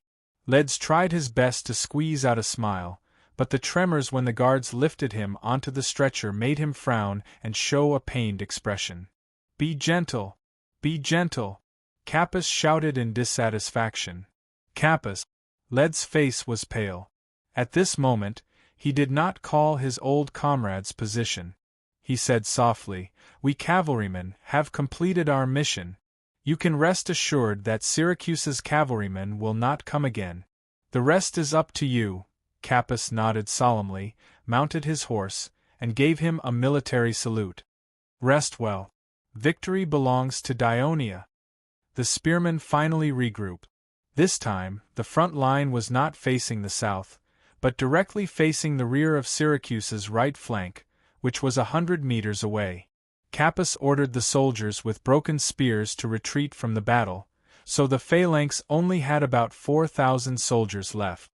At this time, the company under Topyrus' command had only about 170 people left, and 112 of them still had their spears intact. Woo! The bugle for the attack was quickly blown, and the military flag was waved, pointing to the front. Topyrus and the other team officers roared, "Advance!" The soldiers moved forward steadily. The victory had given them enough confidence. This time, their opponents would be heavy infantry. On the left side of the spear phalanx were 2,000 light armored soldiers. They would do their best to protect the spear phalanx's biggest weakness, the flanks. As the battle continued, the number of wounded increased, and the reinforcements could no longer hold the enemy off like they did at the beginning. The thick formation of the Syracusans began to show their might, and the forward pressure they exerted on the reinforcements was getting more and more strenuous, forcing them to retreat to relieve the pressure. But being forced to retreat, they could not control the rhythm of the advance and retreat like the 1st and 2nd legions of Dionia, and as a result, the pressure they had to bear increased. Under the shouts of Myron and Cypros, the soldiers relied on their courage to hold on. At this moment, in front of them, the right side of Syracuse's right flank, a loud bugle suddenly sounded. Myron and Cypros asked each other doubtfully, "Is that Dionia's bugle?" Antonios, who was a few hundred meters away, could accurately determine that it was Dionia's bugle. Knowing the Devers' battle plan, he knew that the spear phalanx must have repelled the cavalry of Syracuse, and was preparing to attack the rear of Syracuse's right flank. His spirits were lifted. Following that, the bugle for the 1st Legion's attack was blown. Next, the 2nd Legion's commander, Amintas, rode his horse to the rear of his legion, and shouted, "Brothers, attack! Attack! It's time to let the people of Syracuse know how powerful we are." In fact, the spear phalanx's attack could not cover the entire rear of Syracuse's right flank, and could only help the reinforcements. However, the 1st and 2nd Legions' attack could restrain the enemies in front of them, preventing them from sending too many soldiers to stop the spear phalanx. Enemy! The enemy is attacking from the rear. The soldiers at the far right of Syracuse's right flank heard the bugle, and then heard the roar from behind them. They all looked back in panic. The team officers hurriedly organized them to turn around and fight. Just when the right flank of Syracuse's right flank was in chaos, the soldiers of Dionia's spear phalanx began to move faster, and the spears that were originally erected began to be leveled. The 1st row, the 2nd row, the 3rd row, the 4th row, the 5th row forming a dense spear wall in front of the phalanx. Apollo above, these spears are too long. The Syracuse soldiers watched in horror as the enemy stopped 3 meters away from them. Countless trembling spears pierced into their bodies, but their spears could not even touch the enemy. This was the first time the Syracuse soldiers encountered such a situation, and they panicked. "Shield wall! Raise the shield wall!" Some of the Syracuse officers shouted in panic. In such a chaotic situation, the Syracuse phalanx did not have a unified command, nor did they have the means to deal with emergencies. The pressure on the reinforcements was greatly reduced. Myron and Cypros would not let go of such a golden opportunity, and immediately gave the order to charge.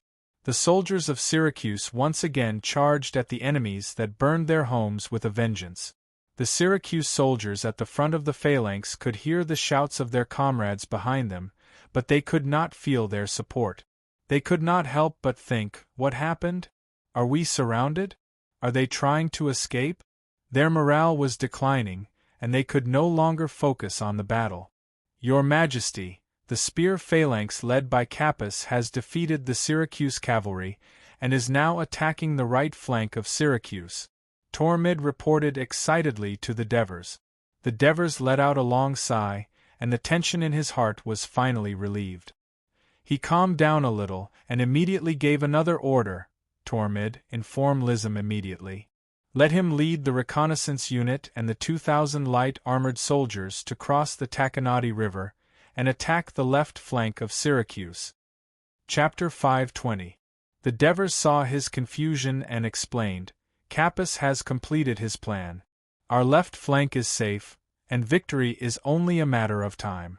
However, I didn't expect Matoni's and Oliver's army to do so well. They pushed the right flank so far. It's obvious that the enemy's left flank is weak. Now that I'm adding more pressure to Syracuse's left flank, do you think they won't retreat? I'll inform Wyzam now. I'm afraid he can't wait any longer. Tormid, who understood the Devers' plan, rode to the reserve troops at the rear. At this time, Dionysius, who had learned that the cavalry had been repelled and the right flank had been attacked, was in a panic. He did not expect that the news of the victory on the right flank would turn out to be like this. Find Astagras immediately and ask him to reorganize the cavalry. We'll attack Dionia immediately. Otherwise, he and his family will be reunited in the underworld. Dionysius roared tyrannically. The messenger quickly rode to the rear to find Astagras. Sir, an urgent report from Syracuse. The attendant rushed over and reported anxiously. If there's anything, we can talk after the battle. I don't have time now. Dionysius glared at him in annoyance. The attendant was so frightened that he shut his mouth in fear. Suddenly, another scout rushed over and reported, Sir, a few thousand Dionia soldiers have crossed the Taconati River. They're circling the left flank. What? Dionysius was completely panicked when he heard the news. You're saying you saw an empty camp? Helos asked uncertainly after hearing the scout's report. Yes, General. A few of my men and I have already approached the wooden fence of Syracuse's main camp. There's no movement inside. After listening to the words of the squad leader, Xylos fell into deep thought. According to previous reports, Syracuse had an army of 70 to 80,000 soldiers. If so many soldiers weren't in the main camp, where could they be? The answer was obvious. His Majesty Devers must have led reinforcements to Crotone. It was impossible for the people of Syracuse to give up their camp and retreat to Sirius. Otherwise, their scouts would have seen the army led by His Majesty Divers. Therefore, the biggest possibility was that the people of Syracuse were engaged in a battle with Dionia. Helo's heart raced when he heard the shocking answer. He took a deep breath to calm himself down. After a moment of thought, he gave the order, order the entire army to stop building camps. Equip your armor and pick up your spears and shields. Line up and march towards Crotone. Adjutant Hephaestus immediately gasped when he heard the order. You're saying we're marching towards Crotone right now? It was no wonder he was nervous. Syracuse's main army was stationed in Crotone. Helos would not dare to venture deep into Syracuse's army alone. Once Syracuse's main army arrived from the north, the Syracuse's army would block the way from the south. Their army would be dead without a doubt. I'm sure His Majesty is currently in a battle with Syracuse. We must hurry over and help His Majesty win this battle that will decide the life and death of Dionia. Helos said firmly. Although Hephaestus had only worked with Xylos in Cosenza for a few months, the two of them had a rather harmonious relationship when it came to political affairs. He knew that Xylos was a steady person and was not a rash person. This time, Helos stepped down as the chief executive of Cosenza and was replaced by Sidorum. At the same time, he was also the wartime governor of the Brity region. With Sidorum's understanding of the Brity region, he did not need Hephaestus' help at all. He might even think that Hephaestus was a hindrance in Cosenza. After all, the reason why Dionia started the war to conquer the Brity region was due to the rebellion of the Syracuse tribe. Who knew if Sidorum would hold a grudge against them? Therefore, Hephaestus used the excuse of recruiting soldiers and managing the Brity warriors for Helos as an excuse to request from Helos. In the end, he became the adjutant of this temporary army. Now that Helos had made a rational decision, the only thing Hephaestus could do was to obey and appease the Brity warriors. Not long after the order was passed down, the general of the Trine army, Blomalas, who had already met up with this army, hurried over. He was convinced by Helos's words. If we win this battle, Trine City will return to us easily without needing to be attacked. If we lose this battle, even if we recapture Trine today, Syracuse's army will recapture it tomorrow. The whole of Greece will be in danger. After 2 hours of battle, Syracuse's left and right flanks were in dire strait. The right flank was pincered by the Pike Brigade and Ket's reinforcements, and had suffered heavy losses. If not for the lack of coordination between the Pike Brigade and the Ket army, they would not have been able to spread out. Syracuse's right flank was sturdy enough, and some of the experienced soldiers took the initiative to separate from the middle and left flank to block the Pike Brigade's further westward advance. If not for that, the right flank would have collapsed. On the other hand, the soldiers on the left flank were far inferior to the elites on the right flank. They were able to maintain their morale even when the flank was being attacked. Although the attacks of the light armored soldiers were not as powerful as the Pike Brigade, Dionysius's military reforms had only just begun. The drawbacks of the Pike Brigade and the Ket Brigade had not been paid enough attention to. Once the battle began, not only were the middle and lower ranking officers and even the high-ranking officers lost control of their troop. Furthermore, the left flank's formation was complicated. Once the flank and rear were attacked, they would not be able to command the soldiers at the rear to turn around and intercept the enemy. Dionysius, who had more troops, could have prevented such a situation from happening. However, he was still bound by the Greek military tradition and did not have the consciousness to keep the reserve troops. Furthermore, he wanted to crush Dionysia in one fell swoop and obtain victory in this battle. Therefore, he had sent all his troops into battle right from the start. Now, it was too late for him to mobilize troops from the main camp to defend against the Dionysian army that was attacking the left flank. The chaos at the left flank and rear of the left flank quickly spread to the soldiers fighting at the front. These Greek soldiers were not very spirited to begin with. At first, they could only vaguely hear the battle cries coming from the rear. As the cries grew louder and louder, and the support from the rear weakened or even disappeared, they began to panic. Coupled with the ferocious attack of the enemy, fear took over them in an instant, prompting them to turn around and flee. They did not even hesitate to push down their teammates at the rear. When 1, 2, 3 soldiers ran away one after another, the panic would spread like a plague. Soon, the entire left flank could not hold on any longer and began to retreat. When the news reached Dionysius, his face was ashen. There was nothing he could do about this battle. He had even sent the guards around him to support the left flank. However, he had lost the gamble. He had lost to the new king of Dionia, whom he valued and despised at the same time. No matter how unwilling he was, Dionysius knew that he had to admit this fact and make a decision quickly. Retreat. He spat out the word with difficulty. He immediately turned his horse around and rode back. Fortunately, the attendant was right beside him. Otherwise, he would not have heard what he said. "My lord, this." The attendant was equally unwilling and hopeful, so he instinctively tried to persuade him. In the past, if someone dared to question his decision, Dionysius would either reprimand them or take note of it and settle the score later.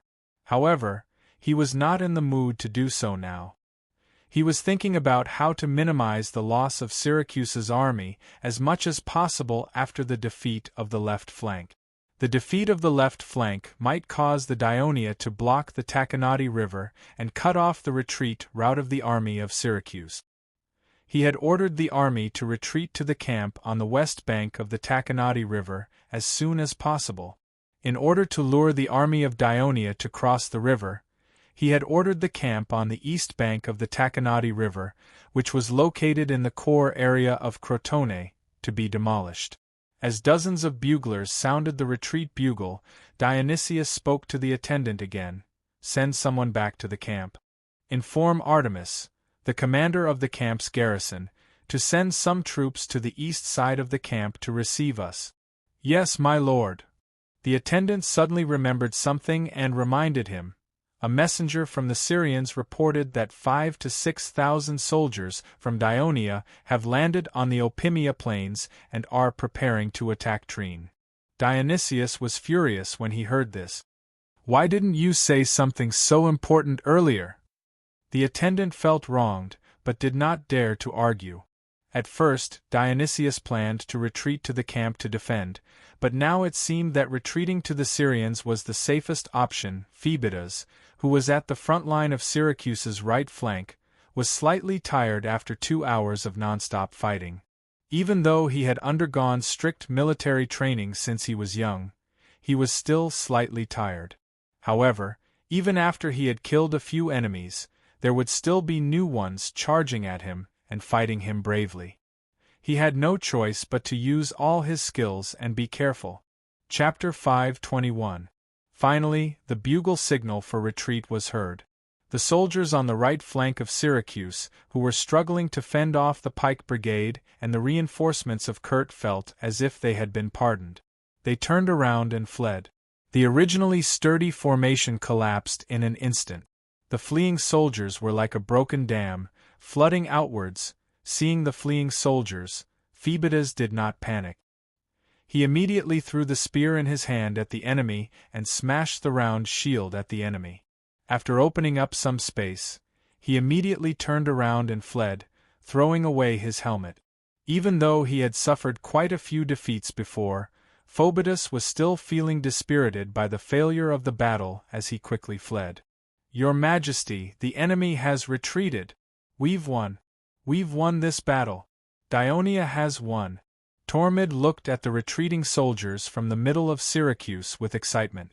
The Devers listened to the cheers of the guards beside him, and finally smiled. "Order all units to pursue the enemy with all their might." "Yes," Tormid replied loudly. "Your Majesty."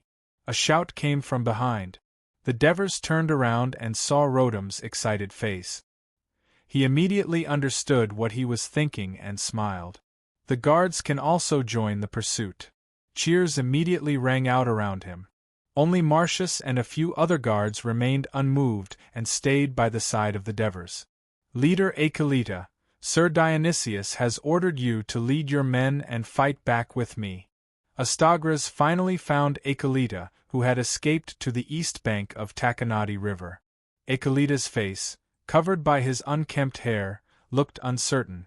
He said evasively, "My men have all run away. It's hard to gather them in a short time." "Achelita," Astagras sneered. "You're a smart man. If Syracuse is defeated this time, do you think the people of Dionia will spare you foreigners after what you've done in the land of Dionia? Greece and Namibia are separated by the Mediterranean Sea. Do you think you can return to Namibia on horseback?" Achelita's expression changed. He only cared about running away and did not think about this. At this moment, his men exclaimed, "Leader, the enemy is coming again." Achelita had already made a decision. "General Astagras, let's defeat these cavalry first." Astagras was happy to see the change in Achelita's attitude. He immediately led more than 300 cavalry and the remaining 200 cavalry to fight the enemy. At this moment, rumbling footsteps came from the left. Astagras and Achelita subconsciously looked to the north. The increasing noise made them feel uneasy. Soon, countless Syracuse soldiers appeared in their field of vision, rushing towards them like a tide. Everyone's expression changed. "Retreat." Achelita quickly turned his horse around and led the Namibian cavalry to flee in a hurry. Many Sicilian cavalry also followed. "We've lost." Astagras could not believe this fact. In a trance, he was stabbed under his horse by the pursuing Dionia cavalry. "Dionia has won! We've won! Crotone has won!" The scouts sent by Lucius ran all the way to the ruins of Crotone's north gate. He shouted excitedly and incoherently. The people of Crotone who were watching the battle from the city wall had already burst into tears. Although they were far away from the battlefield and could not see clearly, all the soldiers were running south. Would Syracuse still win? At this time, countless people shed tears of excitement. Crotone was finally saved. Lucius had been standing nervously in front of the battlements to watch the battle. When he had just relaxed, he found that his legs were so sore that he could not stand. He sat down on the walkway, but faced with the rubble and devastated urban area. The ecstasy of narrowly escaping death suddenly turned into deep sorrow. Although the people of Crotone were saved, Ciudad Crotone was no more. When deciding to retreat, Dionysius also planned to let the garrison of the camp get ready and stop the pursuing army from behind, so that the fleeing Syracuse soldiers could enter the camp smoothly. As it turned out, this was impossible. The movement of the garrison of the camp was discovered by the Dionia troops, who were closely monitoring the movements of the camp. At the same time, the news of Dionia's victory, brought by the mountain scout, made Agacia even more excited. Although he was the governor, he was also a mercenary with rich combat experience. He took action decisively. He personally led 3,000 garrison troops to attack Syracuse's camp, which was blocking the road south of Asprustum. The garrison of Syracuse was disturbed by the news of their defeat. They were also separated from the camp. Faced with the all-out attack of Asprustum's army, they did not have the mood to fight. They barely resisted for a while before the excited Dionia soldiers easily broke into the camp. On the other hand, Dionysius wanted to regroup his army while he was escaping, but the relentless pursuit of the Dionian army made his efforts futile. The guards he sent out were either coerced or defeated by the routed soldiers, and their war horses were snatched away. 60,000 to 70,000 people poured into the Taconati River. The entire river was almost cut off. The slippery mud and the pursuit of the Dionia soldiers caused the terrified routed soldiers of Syracuse to cross the river, leaving behind a sea of floating corpses. The garrison of the camp was frightened by the tide of routed soldiers. They did not have any thoughts of providing support, and were the first to turn around and escape. The raging tide of routed soldiers squeezed the narrow gate of the camp. Some routed soldiers simply pushed down the wooden fence and rushed into the camp. However, the pursuing army had also entered the camp. At the same time, the shouts of the Dionia soldiers could be heard from the north side of the camp. It was the Asprustum troops who had rushed into the camp and were pursuing the retreating defenders. The routed soldiers of Syracuse were afraid of being cut off. They did not dare to stay in the camp any longer, so they continued to escape south. "General Helos, we've defeated the Syracuse soldiers. They're running towards the Silent Lands. There are too many of them." The mounted scout galloped over and said excitedly and nervously. At this time, Helos had already led his troops across the Taconati River and entered the Silent Lands territory. They were marching towards the northeast, ready to reach the Syracuse camp. When he received the scout's report, Helos was overjoyed. He immediately realized that this was a good opportunity to annihilate the enemy. He immediately asked, "How far away are the Syracuse soldiers from us?" When I came back, they had already run into the corridor. Helos was the chief executive of Asprustum. During his time in office, he had surveyed the area many times and was familiar with it. Of course, he knew that the corridor mentioned by the scout was actually the coastline of the narrow strip of land between the southern plains of Croton and the Silent Lands territory on the west bank of the Taconati River. To the north of it was a mountain range, and to the south was the ocean. This seaside corridor was about 36 miles long, and the narrowest was 10 miles. His army was at least 15 miles away from entering this corridor. It seemed like it would not be difficult to reach the routed soldiers of Syracuse before they ran out of the corridor and intercepted them. However, his army was walking on uneven hills, while the Syracuse soldiers were running on the flat sea. Moreover, they were routed soldiers, so their speed was relatively fast. Helos pondered for a moment, then immediately ordered, "Everyone, hurry up and run." This caused the soldiers to groan incessantly. One must know that at least half of the Dionia Trine coalition army were heavy infantry. Fortunately, the soldiers from Brudi had gone through years of training and had developed the habit of obeying discipline and strict execution of orders. The Trine soldiers, on the other hand, were fueled by the flames of vengeance. More importantly, the news of Dionia's victory had given them a huge boost in morale. By the time they reached the corridor, the distance between the front and the back was at least 4 to 5 miles. Many of the soldiers were paralyzed on the ground, gasping for air. They were drenched in sweat and begging for water. In the next half an hour, the equally exhausted Helos tried his best to organize the troops, and at the same time, he tried his best to let the arriving soldiers rest and recover their strength. Most of the soldiers had already arrived, but there were still some soldiers who had fallen behind, arriving in 2s and 3s. At this moment, a scout reported that the routed soldiers of Syracuse were only 2 miles away from the main army. The rational Helos did not let the physically exhausted soldiers intercept the routed soldiers. He knew that the tens of thousands of routed soldiers who were determined to escape back to Syracuse would not be intercepted by his few thousand soldiers. Instead, these tired and inexperienced soldiers would be trapped in the flood of escape.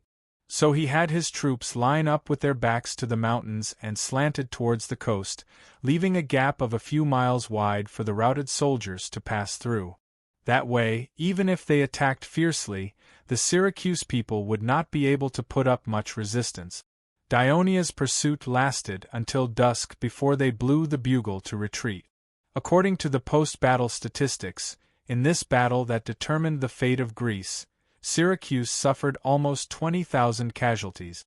Most of them were injured or died while escaping. More than 10,000 were captured. This was mostly due to Helos.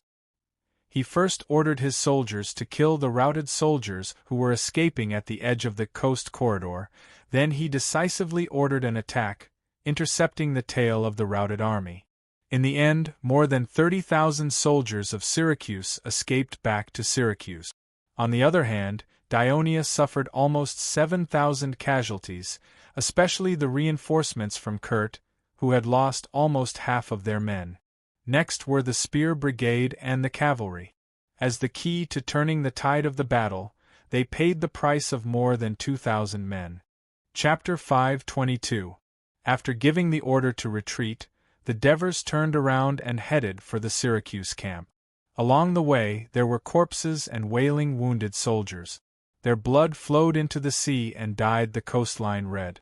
Crows that smelled death came in flocks and pecked at the fresh flesh. They did not hide when they saw the humans, only cawing when they saw them. Under the bloody light of the setting sun, the battlefield that was littered with corpses was indescribably strange and desolate, causing divers excitement from his victory to dampen down. When they arrived at the Syracuse camp, there were already many wounded soldiers from Dionia lying on the ground. They were all injured during the pursuit. The wounded soldiers from the Dionia camp on the north bank of the Neto River had already been treated. The wounded soldiers in the Syracuse camp were treated by doctors from the city of Asprustum. However, it was obvious that there was a shortage of manpower. Many of the wounded soldiers could only lie down and wait. When the Devers saw this, they immediately got off their horses and walked toward the wounded soldiers. "Your Majesty?" "It's Your Majesty, the Devers." "Your Majesty!" "Sir Devers."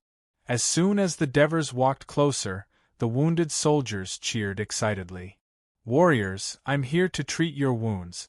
The Devers pressed his hands down slightly and said with a gentle expression, "Please wait patiently. You will all be treated and recover soon. It's a blessing from the gods to be able to receive your treatment, Your Majesty. Don't worry, we won't make a sound. We won't disturb your treatment." One of the wounded soldiers said loudly, "That's right. We'll all be quiet." The other wounded soldiers agreed. The Devers found the soldier who spoke familiar and asked, "What's your name?" "Topyrus, Your Majesty. I'm the manager of Christoya's restaurant in the city of Turin, and I've been recruited into the Spear Brigade as a captain." The wounded soldier answered fluently. It turned out that after the Devers gave the order to chase, The soldiers of the Spear Brigade also threw away their weapons like the enemy because it was inconvenient for them to run with their spears. They didn't wear any armor, so they naturally ran briskly and captured a lot of defeated soldiers. However, Topyrus' luck was not good. The wounded soldier he caught up with was fierce and refused to surrender. Instead, he drew out the military saber hanging from his waist and slashed his thigh. If it wasn't for his subordinates swarming over and beating the enemy down, he would have probably been sent to the Netherworld prison. "Oh, I know you." The Devers remembered seeing this man in their house, so they went to check his wound. The Devers didn't just have the theoretical knowledge of treating diseases and injuries. During the 6 months of war in Persia, he often went to help when there was a shortage of medical staff. Therefore, he was also very experienced in treating injuries. Even the guards around him were very familiar with the materials and steps of treatment. While the Devers were treating Topyrus, Marcius had already begun to order his men to find clay pots to boil water, find cloth, cut down trees, and make wooden boards. The sharp Greek saber had cut open a wound on Topyrus' left thigh that was so deep that bone could be seen, and it was badly mangled. The doctor asked Topyrus to endure the pain and raise his left leg, then reach out and press around the wound. Only then did he say with a smile, "Topyrus, it seems that the Hades really cares for you. Although your wound is big, it didn't hurt the main artery, nor did it sever the tendons or bones. Therefore, it's not a big wound and you'll recover soon." Although he didn't understand the medical terms the Devers were talking about, the news made Topyrus very happy. He thanked the Devers profusely. The Devers stood up and said to Marcius, "After the water is boiled, clean his wound and bandage it." Marcius nodded to show that he understood. The Devers walked to a wounded soldier who was screaming the loudest because of the pain and squatted down in front of him. It was a young broody soldier. His face was pale, and he looked at the Devers with an uneasy expression. Ever since the wounded soldier's promise to keep quiet, he clenched his teeth and didn't say a word, but his childish face was covered with sweat. His right shoulder drooped abnormally, and his right calf was bent outwards. He held his right shoulder with one hand and touched his foot with the other. His body was hunched, and he looked like he was in pain. It turned out that he was too excited when he was chasing the enemy. When he crossed the Takanati River, he didn't slow down. As a result, he fell on the bank of the river, and his right shoulder hit the ground first, causing a dislocation. His comrade behind him couldn't dodge in time, and he stepped on his right calf, causing a fracture. The Devers put his hand on his right shoulder, and the wounded soldier suddenly shivered. "What's your name? Where are you from? Which legion are you from?" the Devers asked softly. Mukru lives in Cosenza, and with General Hieronymus came over." The wounded soldier endured the pain and stuttered. Although his accent was a little strange, he was still one of the most fluent Greek among the Briti. He seemed to feel embarrassed that he wasn't a legion soldier, so he emphasized, "But my father is a company commander in the 5th Legion." "Oh, you and your father are good citizens of the Alliance," the Devers praised sincerely. He knew that living in Cosenza meant that the soldier's family had left the tribe and become a true citizen of the Alliance. But when I got here, I found out that my father has died in the Syrium. Perhaps he was infected by the Devers' gentle gaze, but Mukru said the words that he had been holding in for the past few days. Tears finally flowed out of his eyes. The Devers' mood became a little heavy because of this. He comforted softly, "Mukru, you didn't lose your father. He has turned into a spirit and gone to the carefree Elysium. In the future, when the Hades celebration is held every year, go to the Hall of Valhalla in the Temple of the Hades in Cosenza to pay your respects to him. Maybe he will meet you in your dreams." "Is this true?" Mukru's eyes lit up when he heard this. He seemed to have forgotten the pain and looked at the Devers with hope. "Of course it's true." The Devers comforted him, and took advantage of the moment when he was happy and relaxed to exert force with both hands. Mukru screamed, and everyone around him was shocked. "Alright, you can move your right arm now, but don't use force with your right arm for the next 2 days," the Devers instructed. Mukru turned his right shoulder in surprise and nodded repeatedly. "Lift your right leg a little and let me see," the Devers said again. "Your Majesty, will my leg recover?"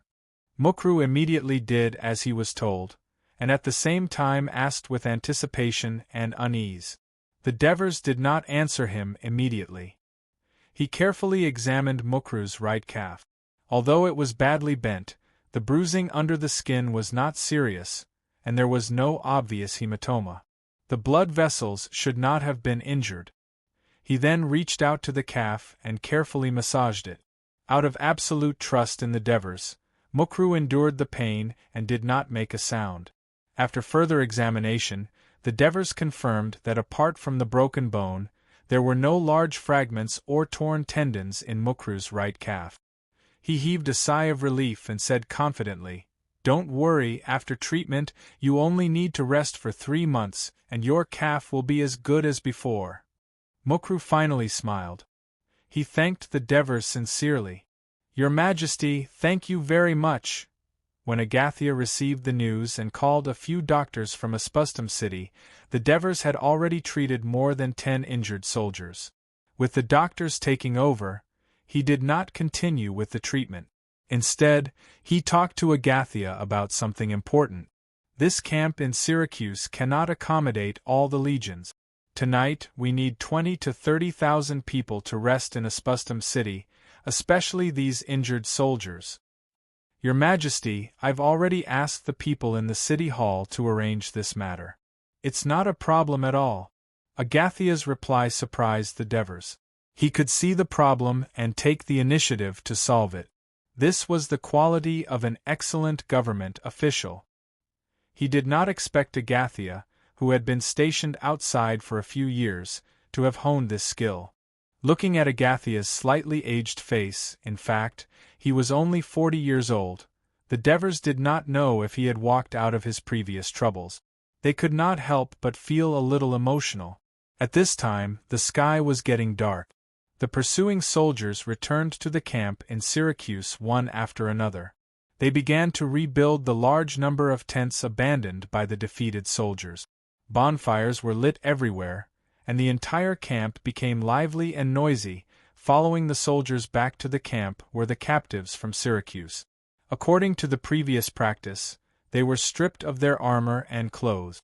Their naked bodies were exposed in the late winter evening. Even though they were at the seaside, they were still shivering from the cold.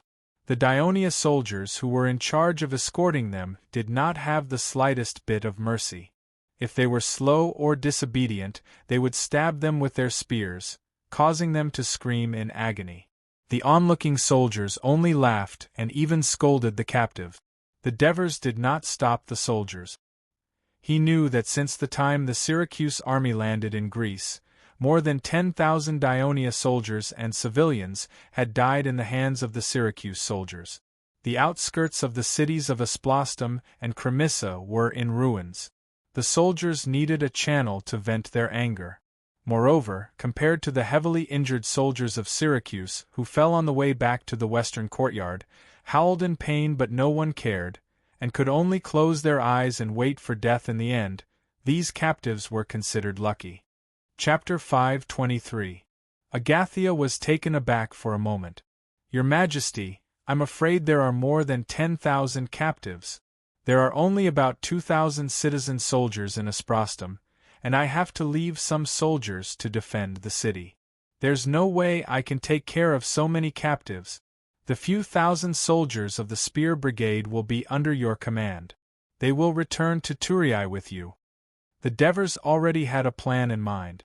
After this battle, Syracuse's army would be far fewer than the army he led. Moreover, they had just suffered a crushing defeat. Dionia's regular army would be able to win the battle. Next, it would probably be a siege battle, and the Spear Brigade would have no place to use their skills. "All right. Agathia nodded. He looked at the captives passing by and said worriedly, "Now that there are more than 10,000 captives, I'm afraid the Alliance's food supply will be even tighter. Ansitanos has taken a ship to Carthage a few days ago.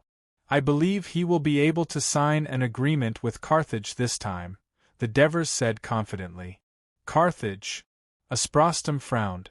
Didn't it reject our request to form an alliance? The situation now is different from when the battle first started. The Devers was about to explain in detail when a shout came from afar. "Lord Devers!" The Devers focused and saw a group of 2 people walking towards them. The leader was Cypros. The Devers quickly went up to them, followed by the guards. "It's all thanks to you Dionysians that we've finally won this important battle. We've defeated the vicious Syracuse. Greece is saved." Cypros gave the Devers a strong hug. The Devers patted him on the shoulder and said in a serious tone, "If it wasn't for you guys defending the left flank against Syracuse's all-out attack, the outcome of this battle would have been very difficult to predict. So, it should be said that the Southern Alliance worked together and won this battle of life and death. That's fair. Our citizens didn't die in vain." A cold voice came from the side. Divers turned his head to look. The person who spoke was a burly and muscular middle-aged man. His square face was covered with sideburns, and he had a dignified air about him. He looked at Divers with a complicated gaze. "General Myron?" Devers had already guessed his identity. "I'm Myron, the one you defeated a few years ago and forced to leave Crotone." Myron's tone seemed to be a little unfriendly. Devers didn't mind at all. He sighed and said, "There's a saying in the East that goes no discord, no concord. The people of Dionia were frightened when you marched on Thurii. I've wanted to meet you for a long time, but I didn't expect that a few years had passed in the blink of an eye, and I only saw you today. But fortunately, Dionia and Crotone have become allies of life and death. I'm honored to fight alongside you in this battle of life and death for Greece and defeat the enemy. I believe that the best decision the Crotone Council made in this battle was to recall you. That's why Crotone is able to hold on until today. That's why we, the Southern Alliance, can gather strength and counterattack Syracuse. That's why we have today's victory. On behalf of Dionia, I thank you and the citizens of Crotone who fought with their lives on the line." After Divers said this sincerely, he solemnly saluted Myron. In fact, he didn't know what Myron did after returning to Crotone. His words of praise were more of a compensation to Dionia for delaying their rescue of Crotone. So as soon as he finished speaking, the Crotone soldiers behind Myron straightened their chests, their hearts filled with pride. This was praise from the famous and undefeated general of Greece, Devers. Even Myron himself was a little excited. He hurriedly saluted back. "It's my honor to fight alongside Lord Devers. This is all the arrangement of the goddess of fortune. Now that our Southern Alliance is as close as a family, we must make sure that no one from Syracuse returns." Cypros took the opportunity to chime in. "Lord Devers." Myron hesitated for a moment. "I'm afraid that Crotone will not be able to send troops to attack Syracuse in the future. Now that our citadels are being burned by Syracuse's rockets, the citizens are in urgent need of rebuilding their homes." "I understand," Devers said solemnly. "Crotone has sacrificed a lot in this war. If there are any difficulties, please do not hesitate to let us know. Dionia will do its best to help. Also, please leave the wounded of Crotone to us. We will do our best to save them." What Crotone needed the most right now was the promise made by the new king of Dionia, Devers. For this, Myron sincerely thanked the Devers again, and led his troops back to Crotone's citadel. "Lord Devers, we Trine soldiers will continue to attack Syracuse together with Dionia's army," Cypros said loudly as he watched Crotone's troops leave. "You're very welcome," Devers said happily. He knew what Cypros's ultimate goal was. "I think when we attack Syracuse tomorrow, Trine will be easily recaptured. May Apollo watch over us. Cypros had the same thought. He did not think that after the defeat of Syracuse's army, the few thousand enemies in Trine would dare to stay there and wait for the attack of tens of thousands of Dionia's army. Your Majesty, Devers. Just as the two of them were talking, a familiar voice came from afar. Devers's eyes widened in surprise. A young figure appeared in front of him. Why are you here? Hinepolis shrugged and said in a relaxed manner, I'm here to fulfill my promise, to be your secretary, your Majesty. Herne, you don't have to be in such a hurry to be my secretary. You're the consul of Laos. Laos has just been recaptured from the hands of your rebellious uncle. At this time, you should be with the people of Laos, and restore order to the war-torn Laos as soon as possible. Devers saw his relaxed expression and could not help but remind him earnestly. Don't worry, your Majesty.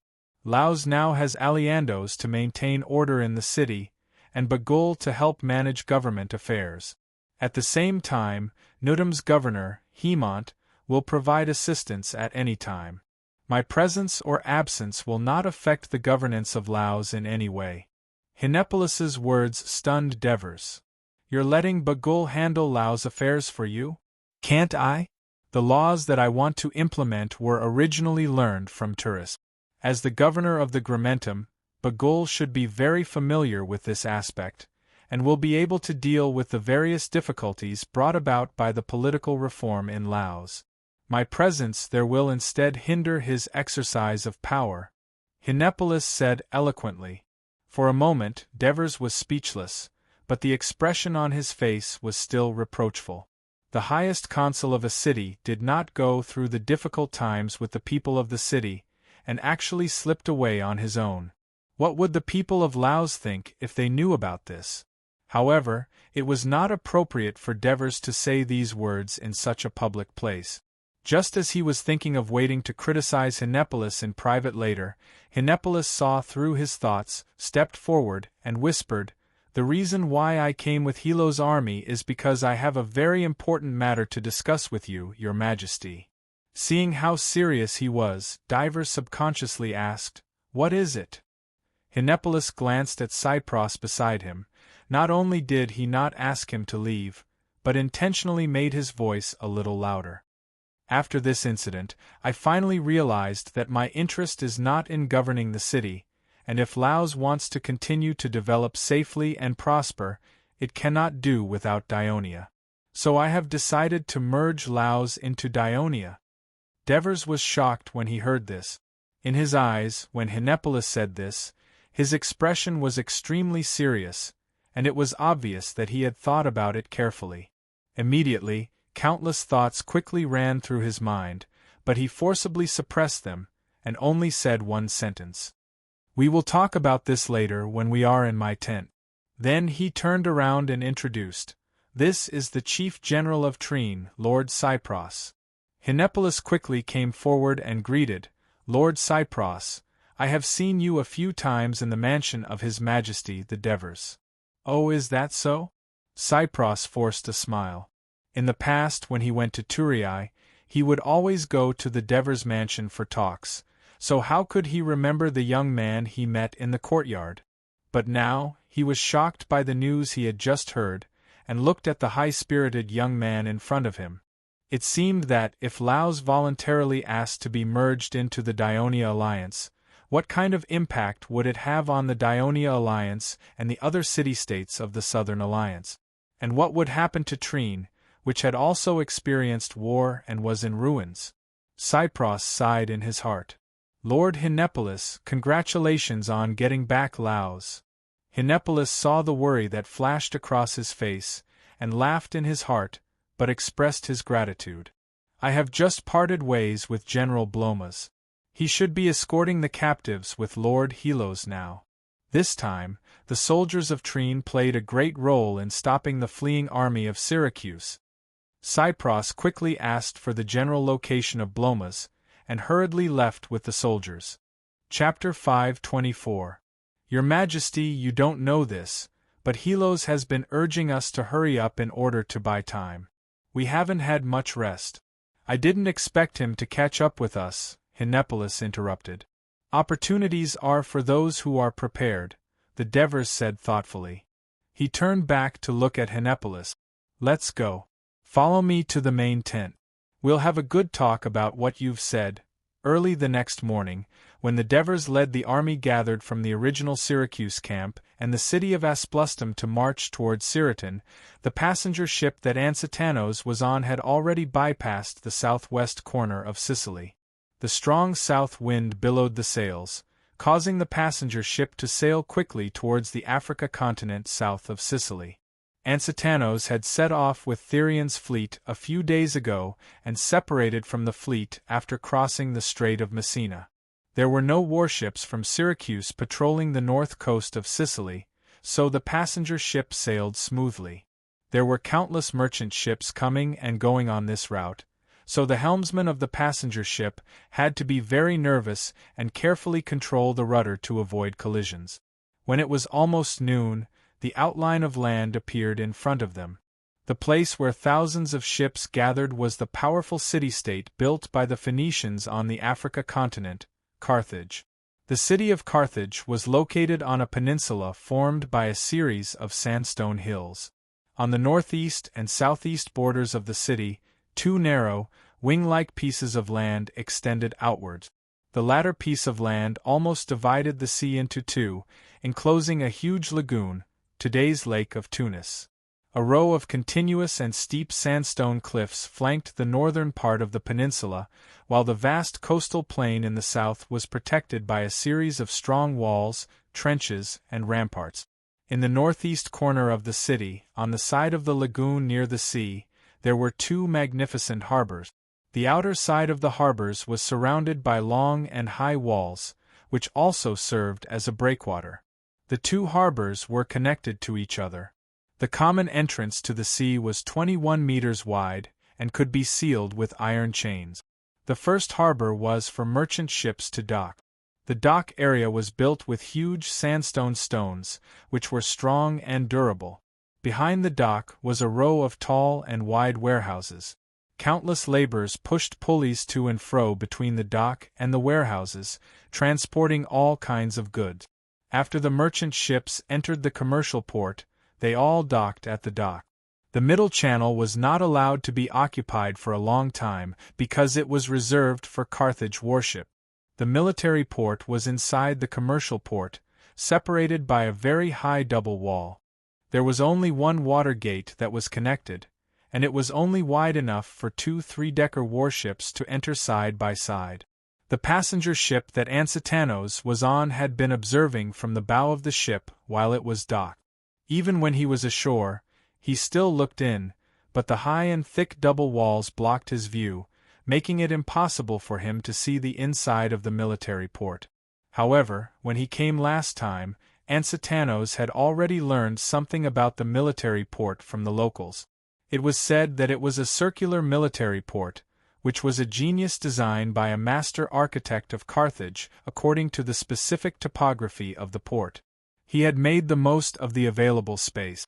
The military port surrounded a small island, and huge docks were located in the gap between the port and the island. There were dry docks everywhere on the embankment, and it was said that it could easily accommodate more than 300 three-decker warships. Ansitanos went ashore, and with his entourage, he walked into the city with the bustling crowd.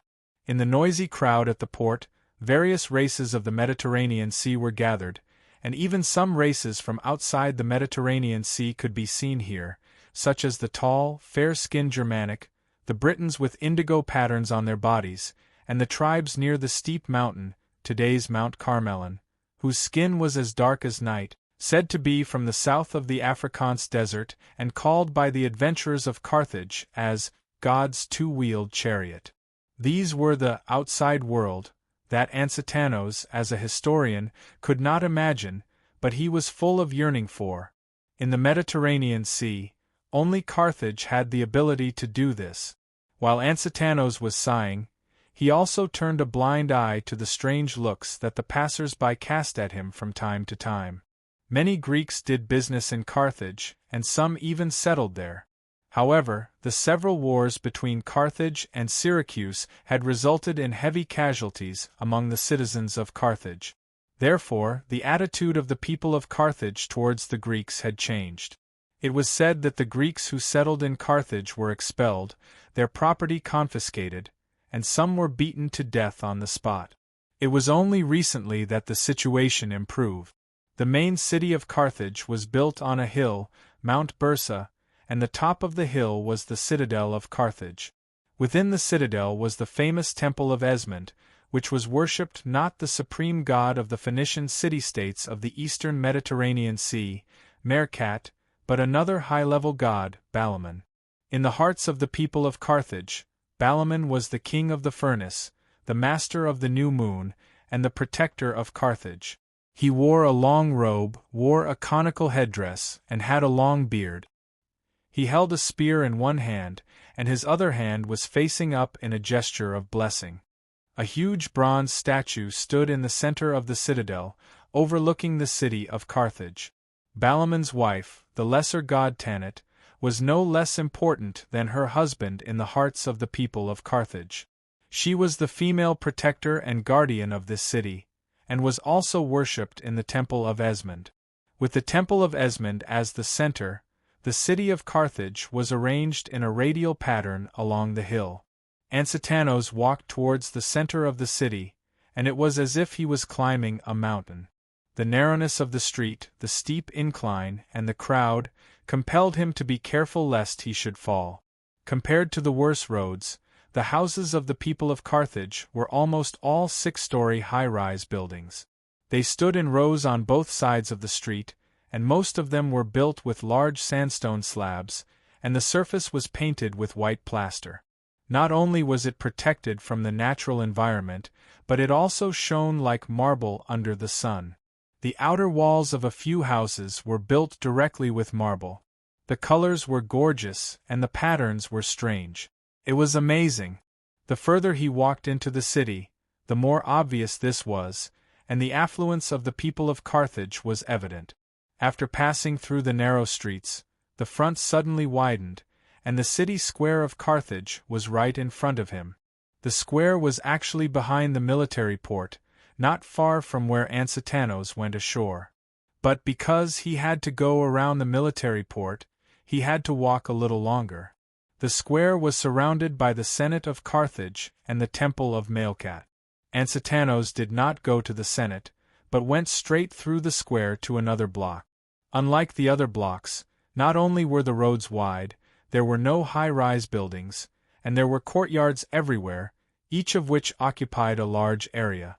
According to his memory, Ansitanos came to the door of a luxurious mansion, where one of the two suffets of Carthage, i.e., the highest consul, lived, and the real ruler of Carthage, the great Hanno. The last time Ansitanos visited Carthage, he first visited Hanno. Unfortunately, Hanno was in his manor outside the city at that time, so he could not meet him. So this time, Ansitanos hoped that he could have good luck. In fact, Hanno had been staying in the city all this time because the constant news of Syracuse's army's victories in Great Greece made the elders of the Senate of Carthage feel uneasy. They were constantly paying attention to the progress of the war in Great Greece. When the servant came in to report, Hanno was lying naked on a comfortable sofa on the roof platform, basking in the warm sunshine, and a young maid was massaging him. The messenger of Dionia asked for an audience. Hanno fell into deep thought when he heard the servant's words. Things were different now. Dionia was the only force in Great Greece that was still fighting against Syracuse. The news that the Dionysian fleet had defeated the Syracuse navy on the Sea of Thurii had also proven their strength. This forced the people of Carthage to abandon their previous disdain and take the newly emerging Greek city-state alliance seriously. "Bring him to the living room and wait for me," Hanno said. When he put on a luxurious robe and walked into the living room, he saw Ansitanos standing in front of the statue of Balaman, staring at the god attentively. "Do the Greeks also respect the gods of Carthage?" Hanno asked as he walked to his seat. "Esteemed Lord Hanno," Ansatanos bowed solemnly before returning to his seat. I'm a little curious about your god Balaam, because Sophocles once mentioned that your god Balaam is very similar to Kronos. Sophocles was a famous Athenian playwright who has passed away. Hanno snorted, and his face was covered with a layer of anger. Stupid Greeks, when the Phoenicians created a prosperous trade in the Mediterranean hundreds of years ago, you Greeks were still hiding in your pitiful and barren land. When we, Carthage, sent our fleets through the Pillars of Hercules and sailed across the oceans, you Greeks had just established a city-state in the western Mediterranean. If you had a brain, you would be able to tell that your god is like our god. Perhaps you're right. It would be better if there was more evidence to prove it.